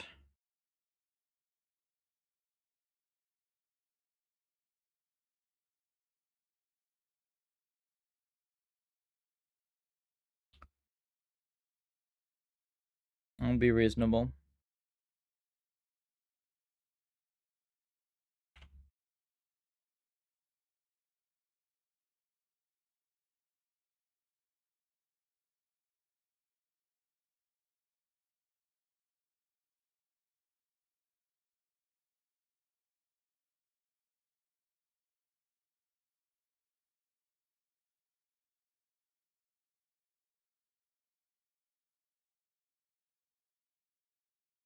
If we don't need to do crossplay with these, it's much, much better for us, I would say. Right? Yes. It is much better if we don't need to do crossplay, because if we have to do crossplay, we kill our ability to do architecture search at the same time with any reasonable amount of simplicity.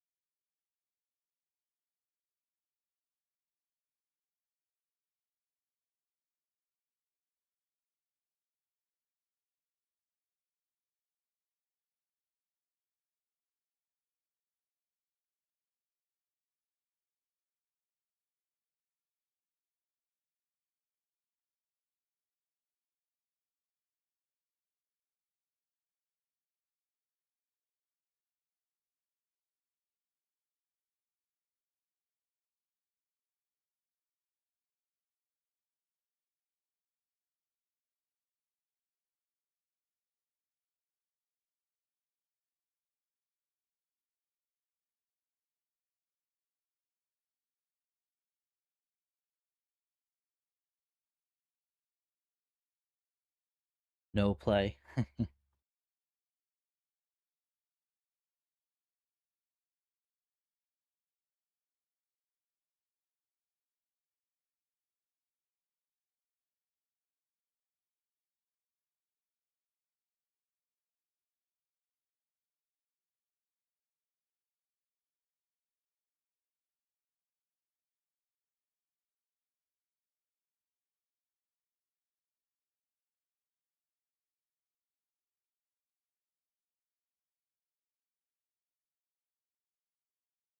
Offline RL is supervised learning.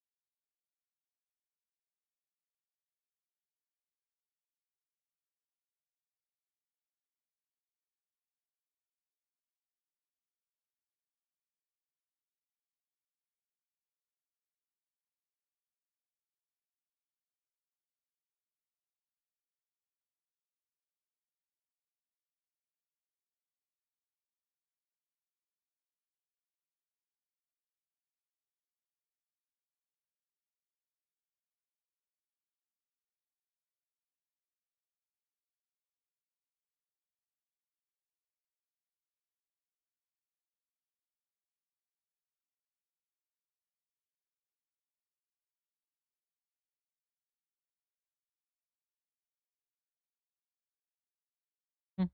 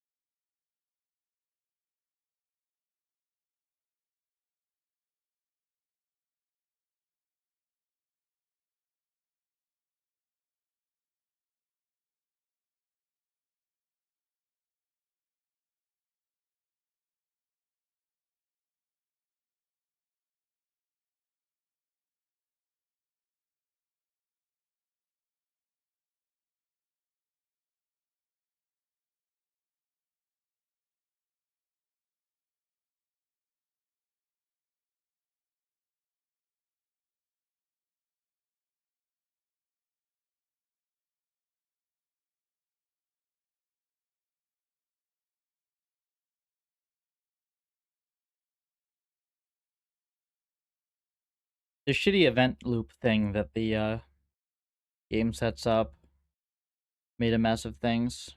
Fix that. I think it's best to just remove that, honestly.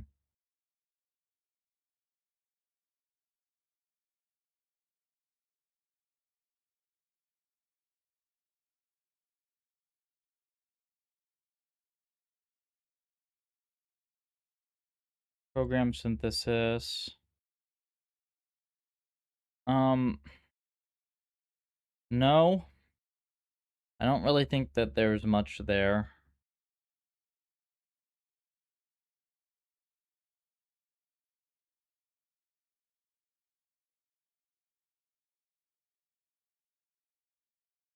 Yeah.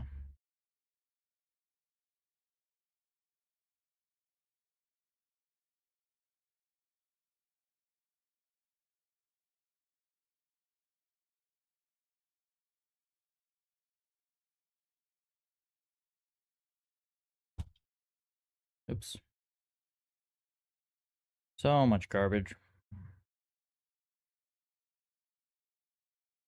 It's okay though. So the point here, right, is we have a sweep. Final checkpoints from each experiment go into a pool.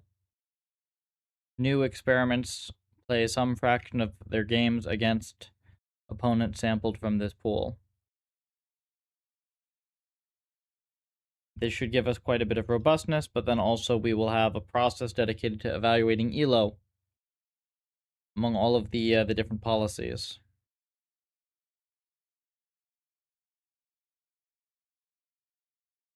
And then we'll see by the end of a sweep what is max ELO, and then to what extent ELO correlates with held out performance.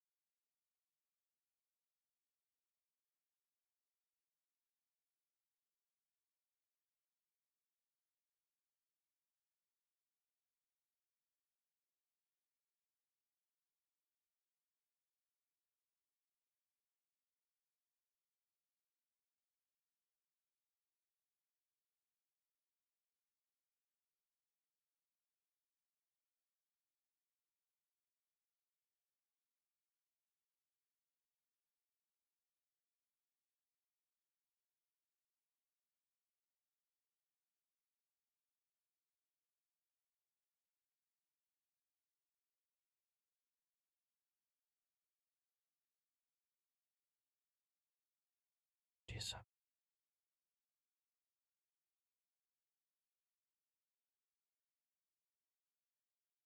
Yeah, I think it's fine that we do it this way. And then I'll have things I can do locally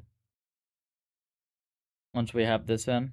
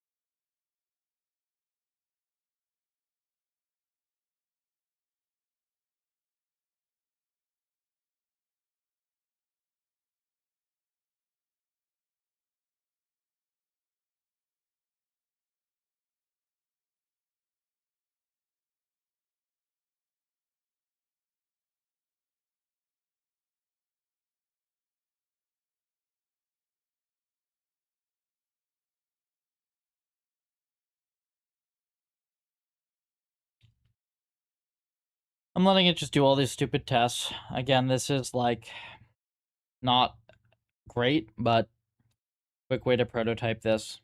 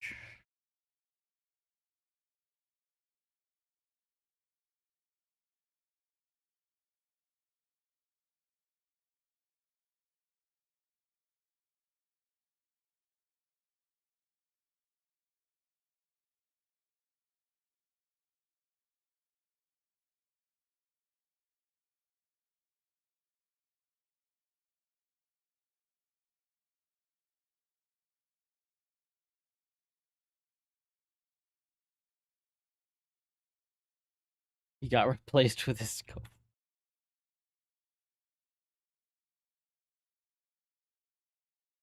That's actually kind of annoying in some sense. I do think that for the most part, Dario is being honest. He's just like completely fucking out of touch. So having the more normal sounding guy that lies a bunch is not necessarily the fix.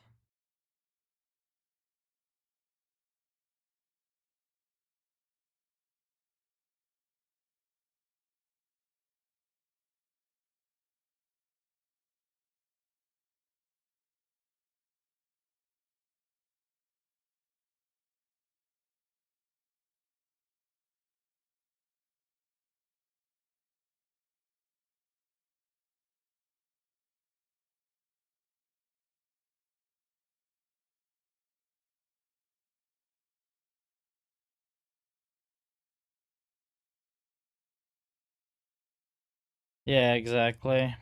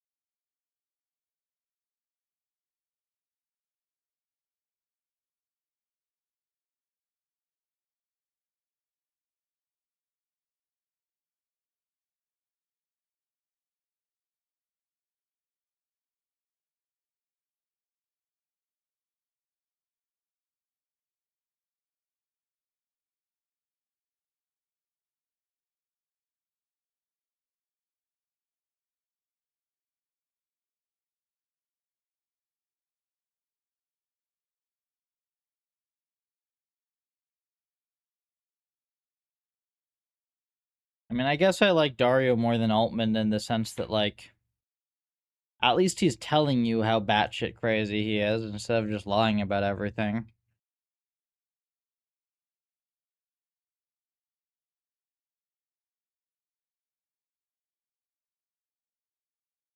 But to be fair, I think probably Altman is not as batshit crazy. He's just like businessman that lies a shit ton. I don't fucking know. How about they both fuck off and we just put Demis in charge of everything?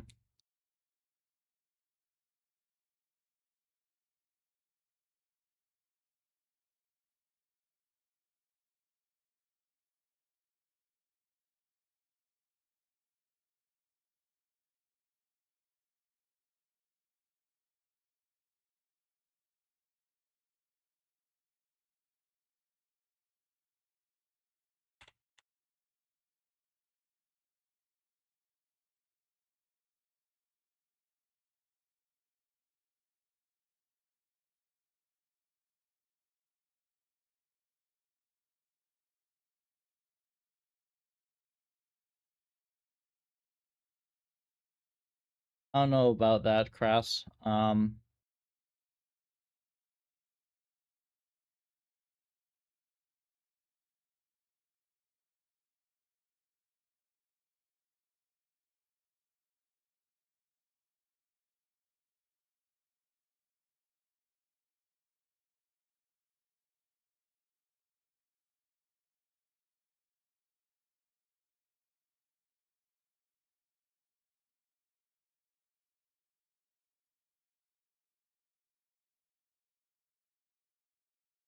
So I think that the main problem with DeepMind, which I guess you'd probably, if you talk to the right person there, you'd be able to bridge, is they have a really, really bad like disconnect between their research and engineering. I get the sense that they're kind of just like telling their like the scientists are kind of just telling their engineers what they need and then like not understanding whatsoever. Like they don't have the engineers making enough decisions, I think. A lot of their like best papers would have been 10x better if the engineering weren't so utterly embarrassing.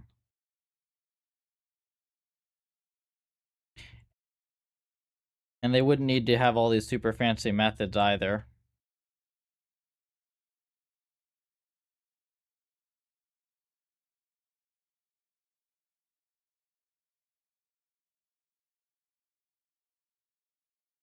Still, I mean, you gotta hand it to them, right?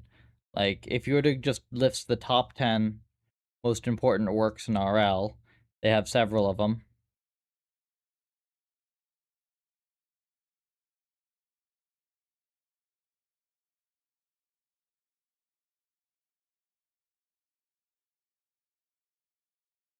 That's because Google always wants to have their own system. Like, I remember when it was TensorFlow, like, everybody had their own different wrapper of the damn thing because nobody wanted to use it the way it was.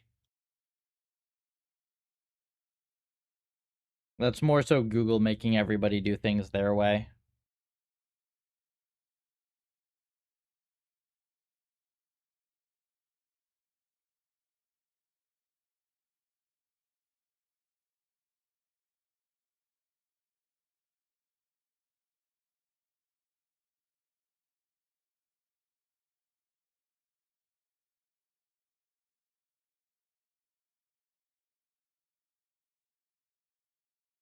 Wait, hide and seek is OpenAI.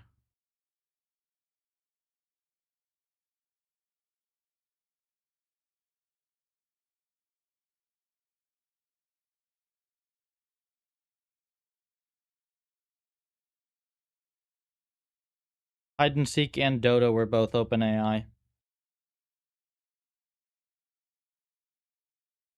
In my mind, at both of their peak eras, OpenAI had the better RL results, the better RL approach, and it wasn't even close.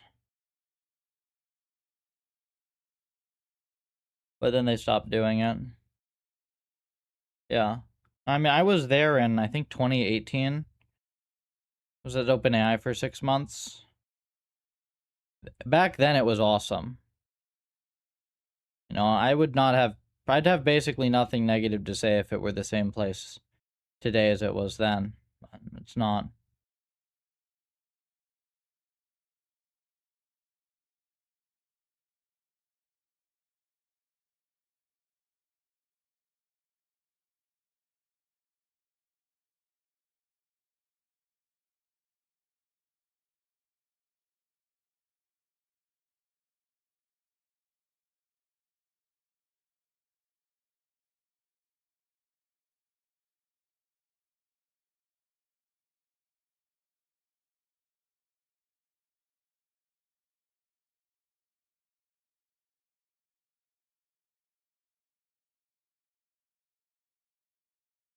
Capture the flag was deep mind, yes.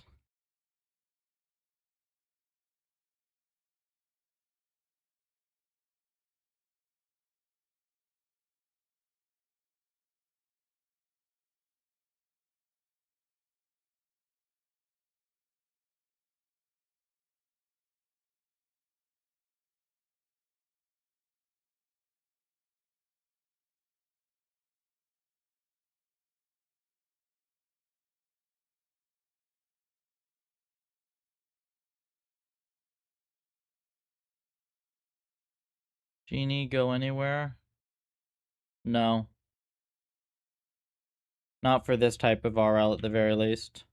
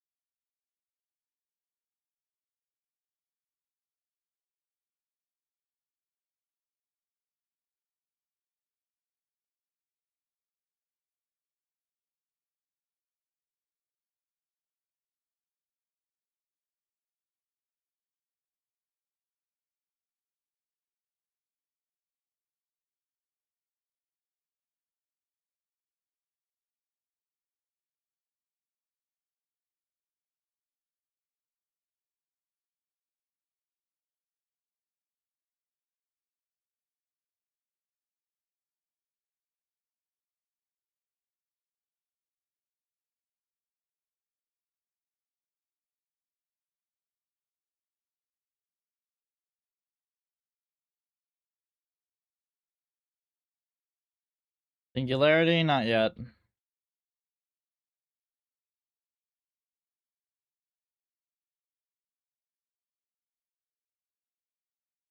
We do know that somehow, we know it's shaped like a pufferfish. I have no idea what that means, but it's shaped like a pufferfish.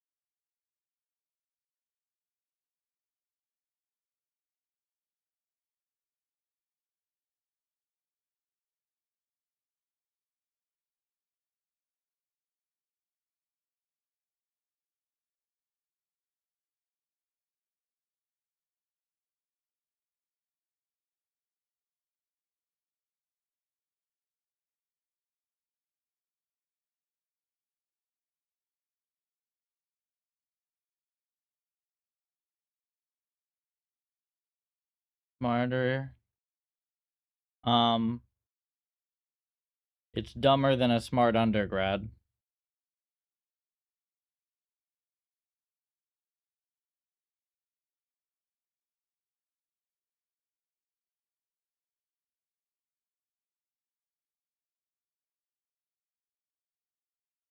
And writes substantially worse code as well.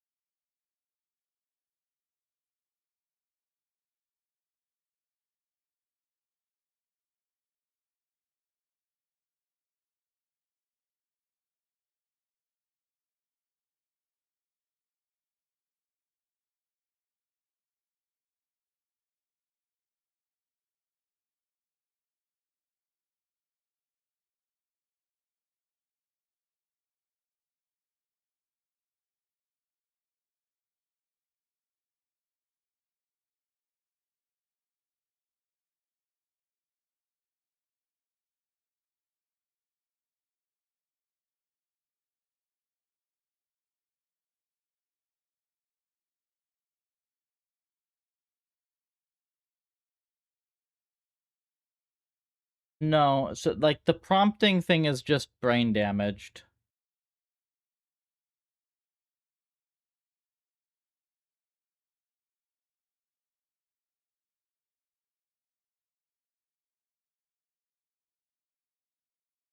There's no prompting skill. It's mainly just like, no, you not knowing anything means you don't know how to ask like a well-formed question, or you make dumb assumptions. It has nothing to do with the AI whatsoever.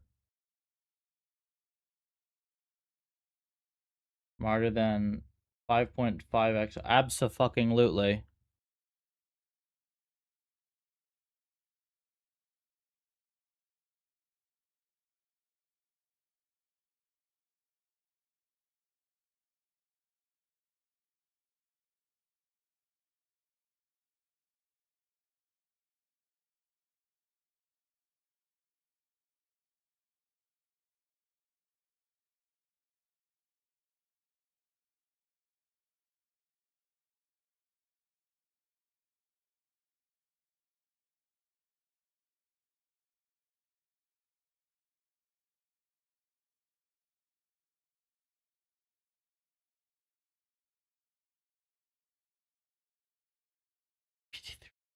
That would be very sad.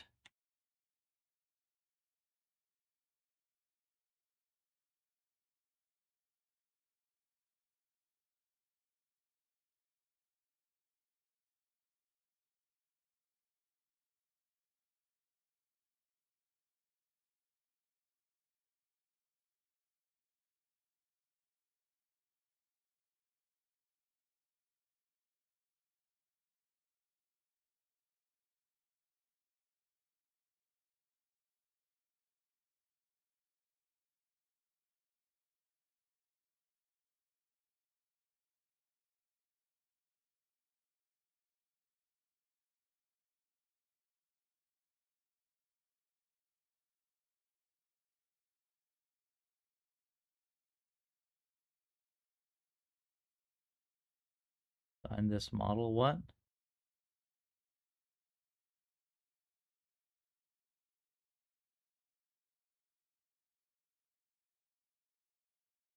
What do you mean you designed the model?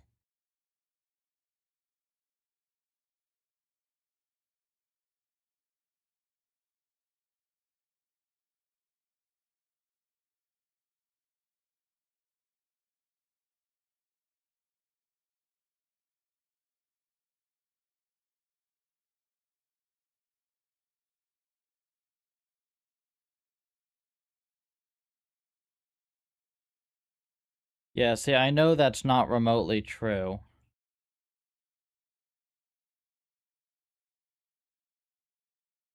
Like, yes, the OpenAI employees use their own tools in working on the model, but that's completely different from saying that the model itself just designed the next version.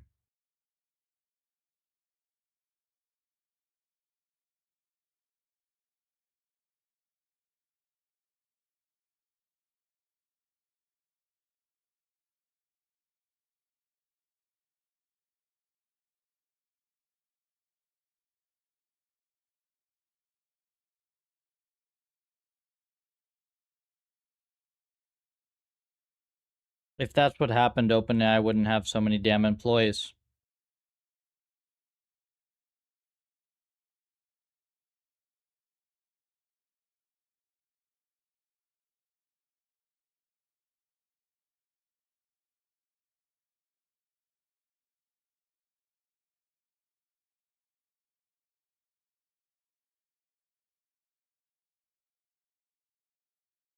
Pursuit of self-improvement. Yeah, I think that that's probably... I mean, Jess, that's a good problem to explore with state sets in a way. Because it seems like kind of improbable to be able to do that without state sets.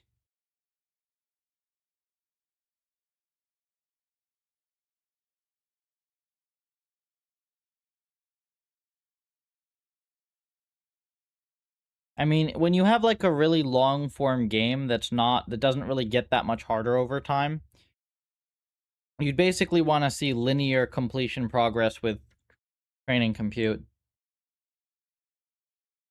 or sublinear, super, whichever the faster one is.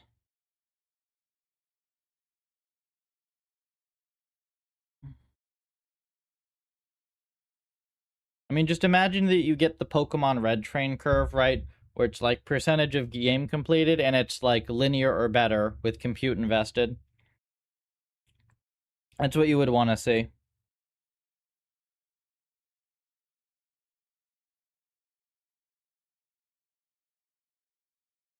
Would need that much compute, yeah.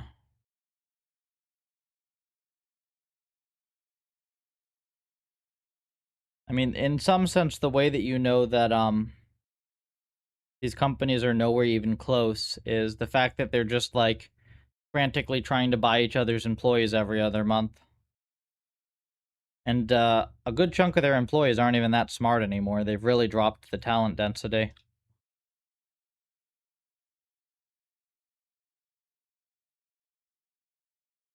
They do still have some of the best, like the best researchers and engineers in the world, but it's no longer remotely like a big fraction.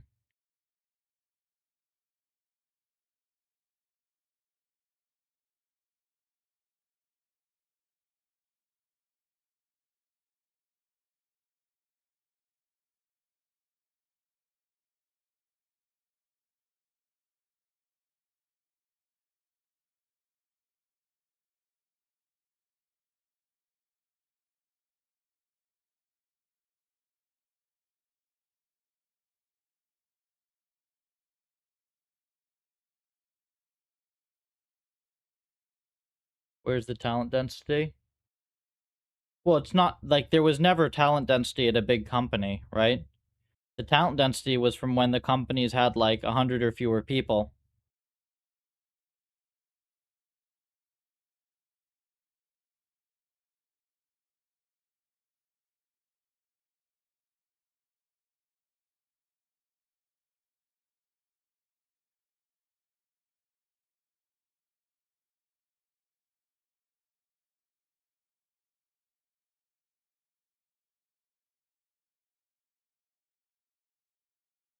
Yeah, but Meta kneecapped themselves. Like, they have a whole bunch of organizational issues.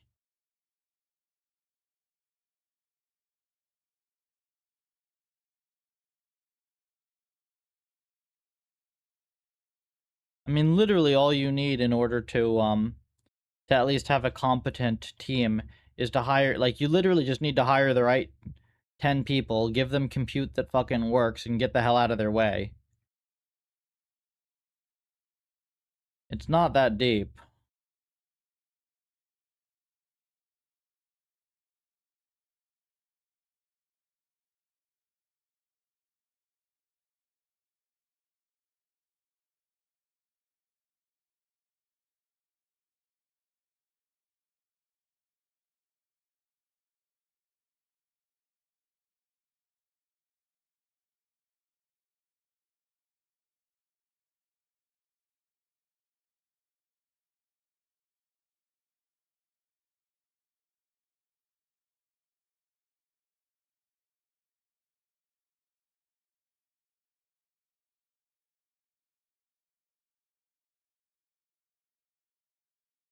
Yeah, that's some bullshit.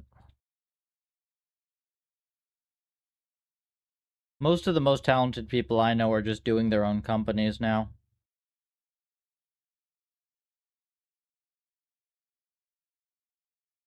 And then the failure mode there is like raising too much VC and having too many strings attached.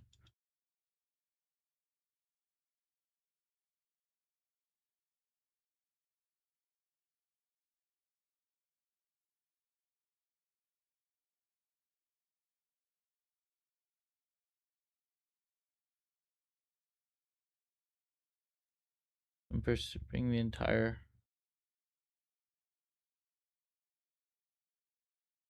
It's not going to bring down the economy. It's like, it's a bubble in the sense that the internet was a bubble, right? Like, the internet was the most important thing ever, right? And it was still a bubble.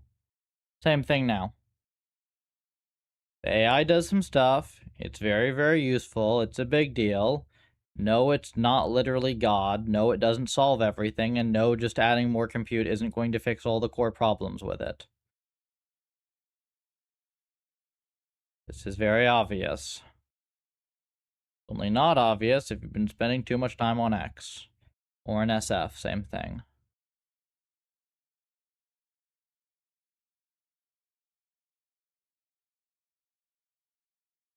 Okay, this appears to be working. We have one GPU devoted to matches. That's going to be low efficiency. The rest of them should be high efficiency, relatively. That looks good.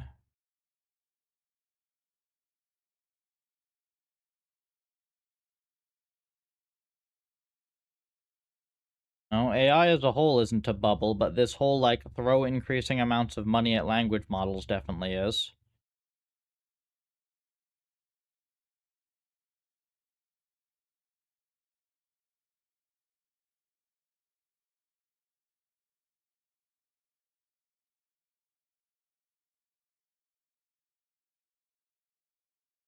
I suppose you are right that you probably will end up with some sort of recession over the tech bubble at some point.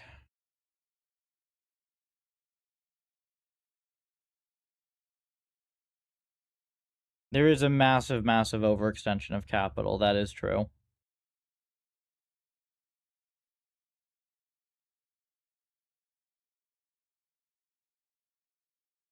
You're not gonna break the country or anything, though.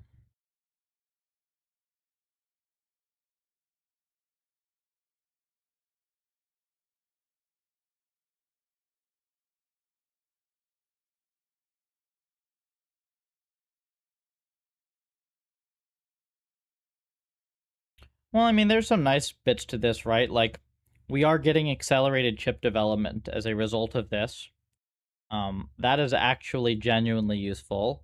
Arguably, some of it's been in somewhat the wrong direction. Like, we don't actually, like, outside of the giant models, we actually don't really care about VRAM that much, and we have other requirements that are not being pursued quite as much. But I mean, we are still getting nice, pretty solid new improvements to chips at a good pace.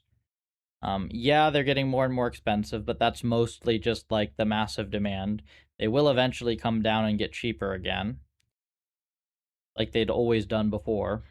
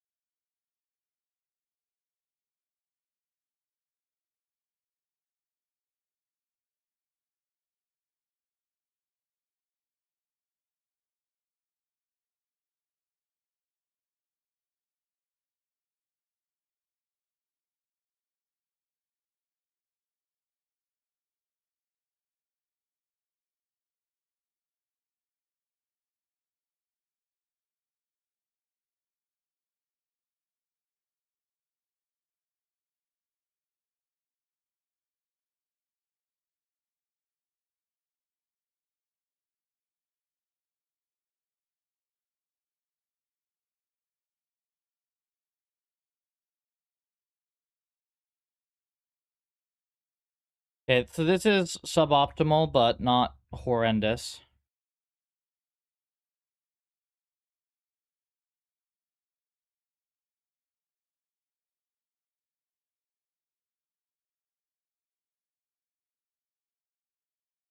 Okay, this is fine.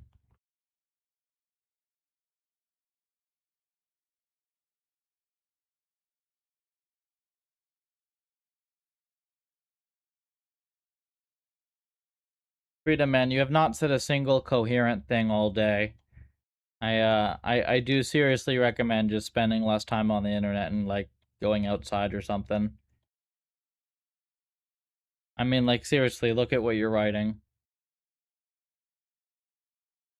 Hell, I mean, if you trust the LLM so much, literally just paste what you're writing into any of the models and ask if it's remotely coherent.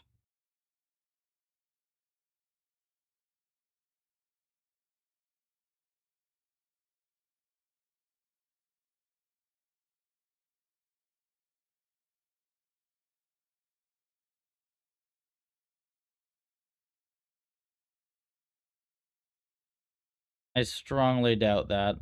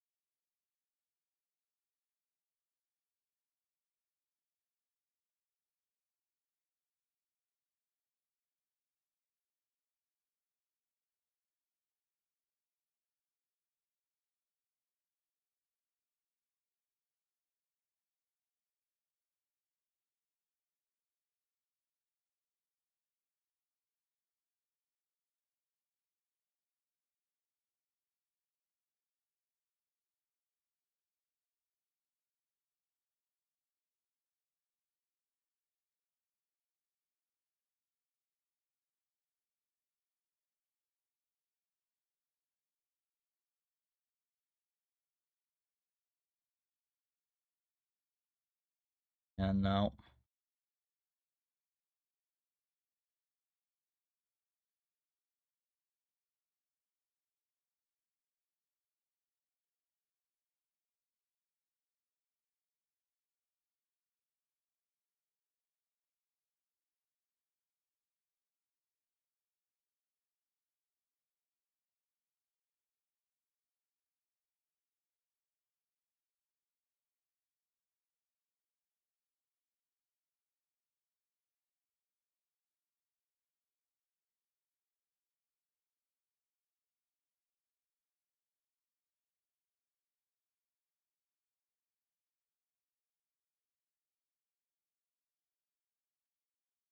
I mean, even if the guy was at one point a researcher, that's incredibly fucking sad.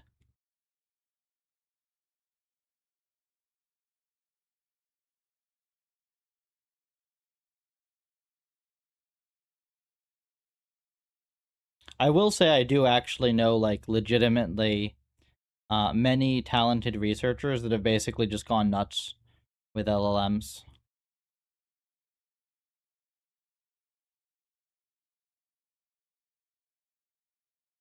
So I think that for some of them, being in SF and doing a lot of acid has a lot to do with it as well, frankly.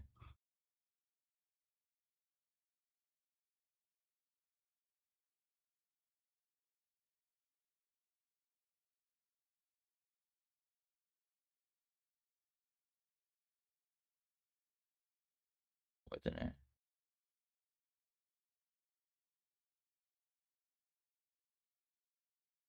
Oof, yeah.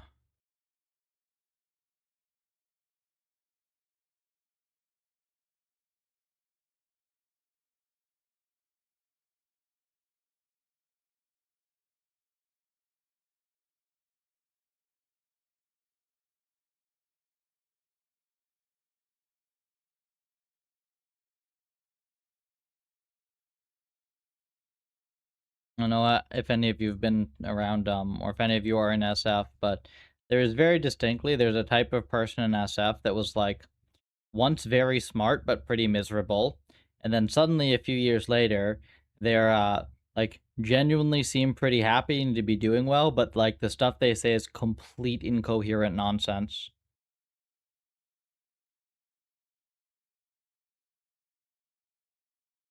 For real? Yeah, for real.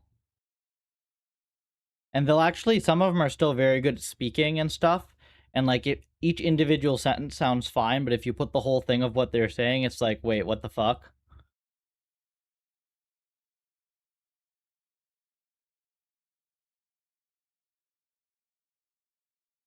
I think it's just a combination of it being a really, really big echo chamber and then drugs.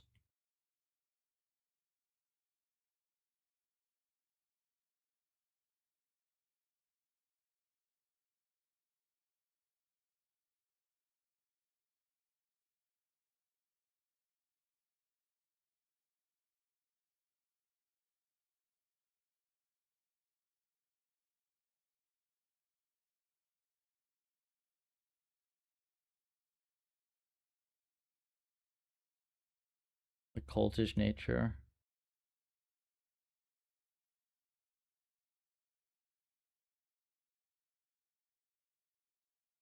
You're taking substances, drugs.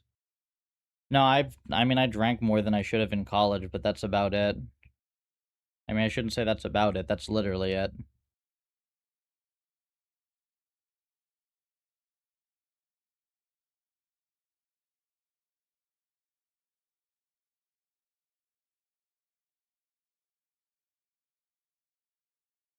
Nootropics?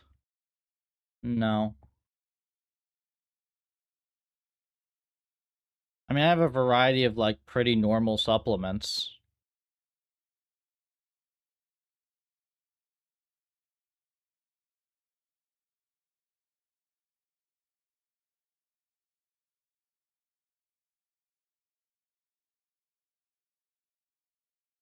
Yeah, it's the way I describe it is like it's like the the cigarette ad agencies kind of smelled the money in it and they just moved in. That's kind of the best way to describe what's happened.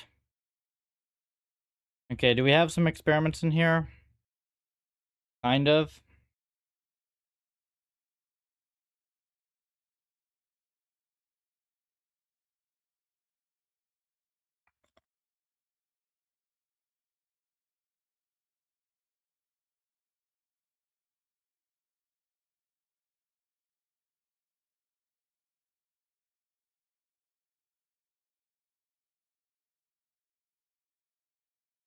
Okay. So we have ratings.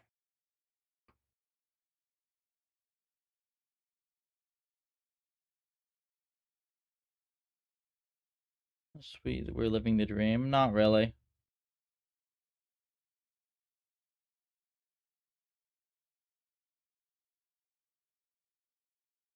What do I take? I mean, I mostly just have supplements for digestion and stuff. My stomach's I've had some issues with various things.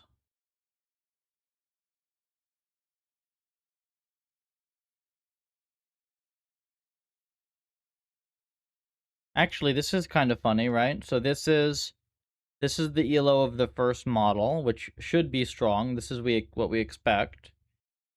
The second model somehow ended up showing, like, this shows up stronger, and then we have a bunch of weaker ones. So this is pretty much what we expect. I can set something up locally in the meanwhile, right?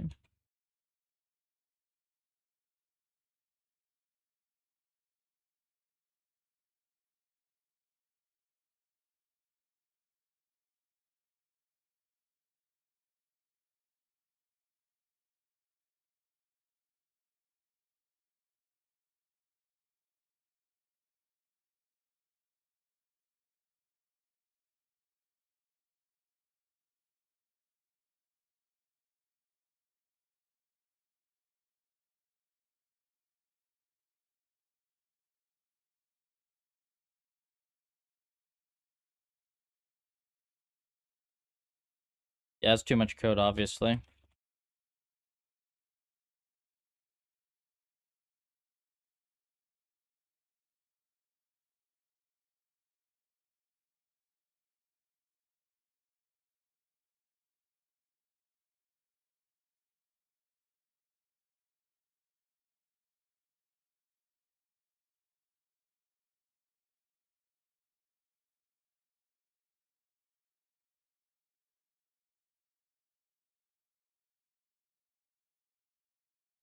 Okay.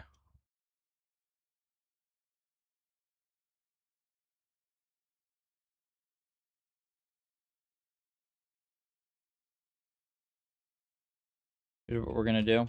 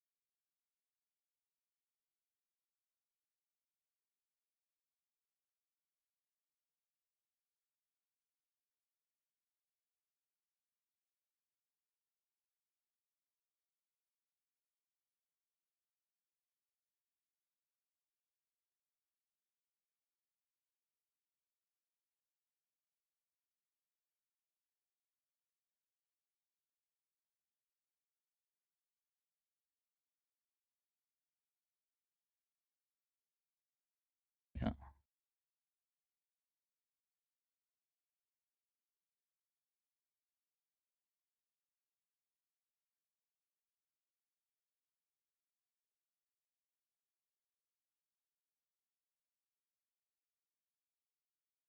Oh, okay, I see.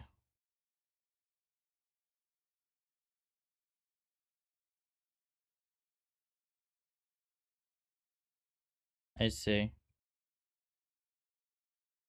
This is actually not as bad as I thought. It's mostly the privileged information use.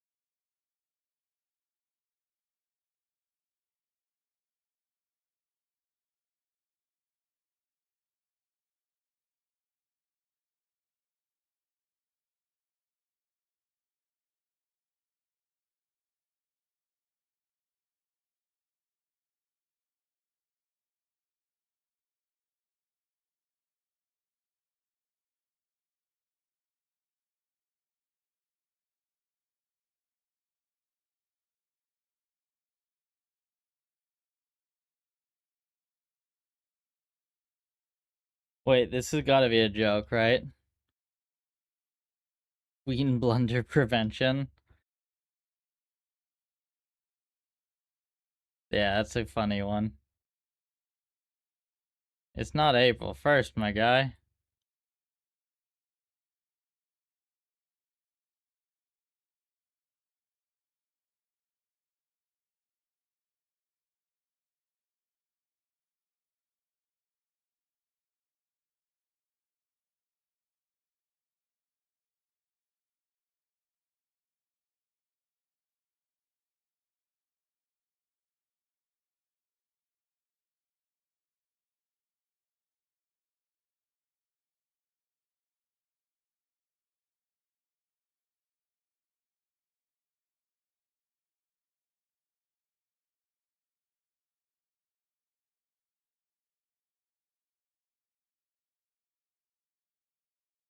Gotta be, yeah. Been there before, though. I am awful at chess.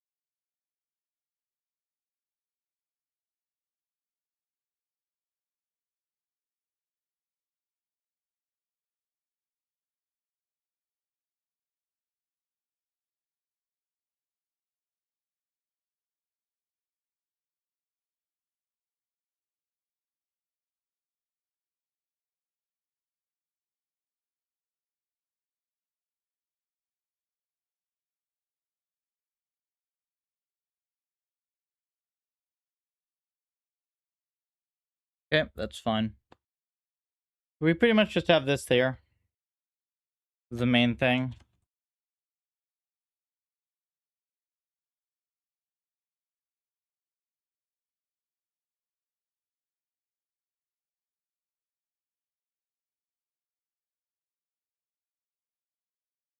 So I suppose the question is, do we improve substantially or not over the initial policy?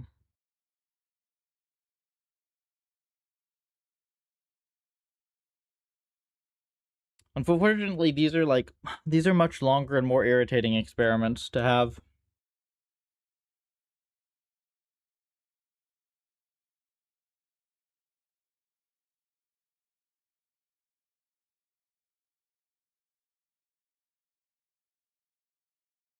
Which is why I didn't want to have this way in the first place, but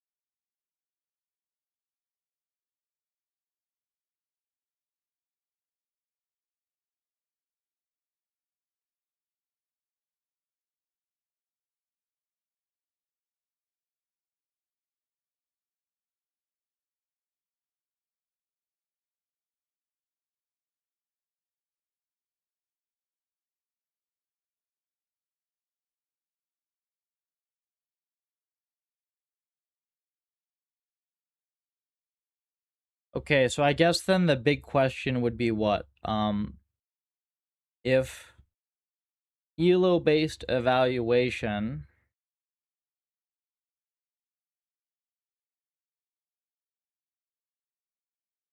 I think that the thing that we're very likely need to keep, we keep the ELO-based evaluation regardless. And then the question will be whether or not we need to have the pool of opponents or not. Hmm.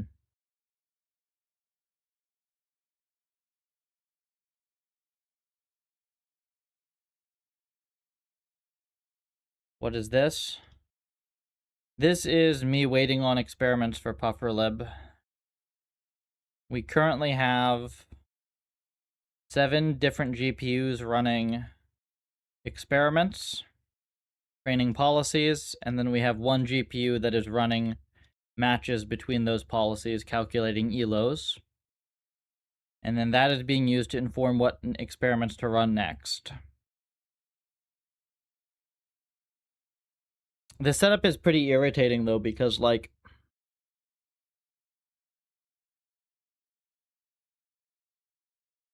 okay, I guess if we end up with a version of this where you don't need to mix in the other policy data for the sweep,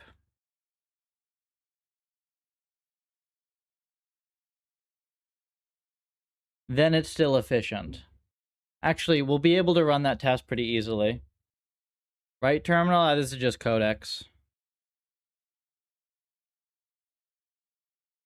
I'm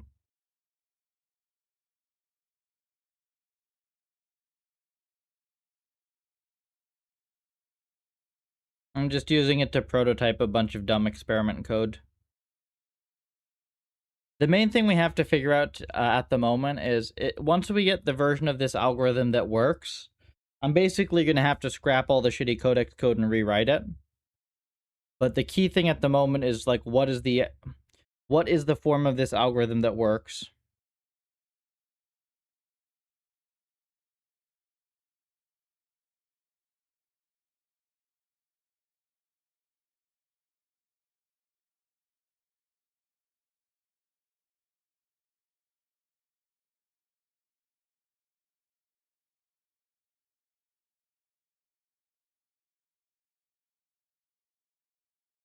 Oh, congrats to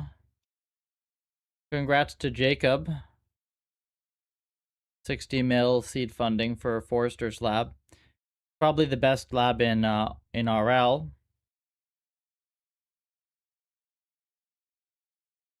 At least top 3. If only I can convince him to stop jaxing everything.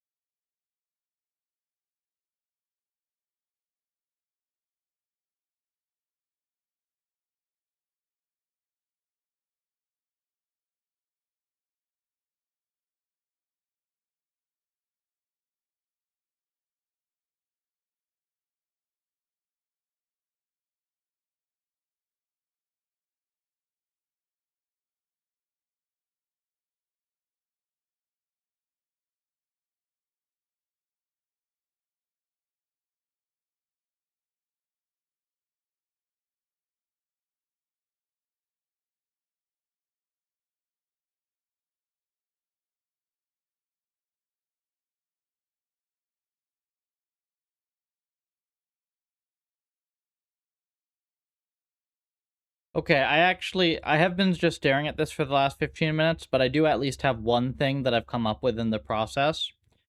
So when we get the final model for this, right? We'll end up with a model that is the highest ELO of everything, which actually currently nothing is meaningfully improved over the first set of hypers, though our sweep algorithm is expected to take quite a few runs to get started. what we'll be able to do is, assuming that we end up with a number of good models trained, we will take the hypers of the best training run, and then we'll train pure historical self-play. We can train pure self-play, and we can train with population of opponents from the sweep. That should be a good enough experiment to tell us which of these we need. And hopefully it ends up being the simple one.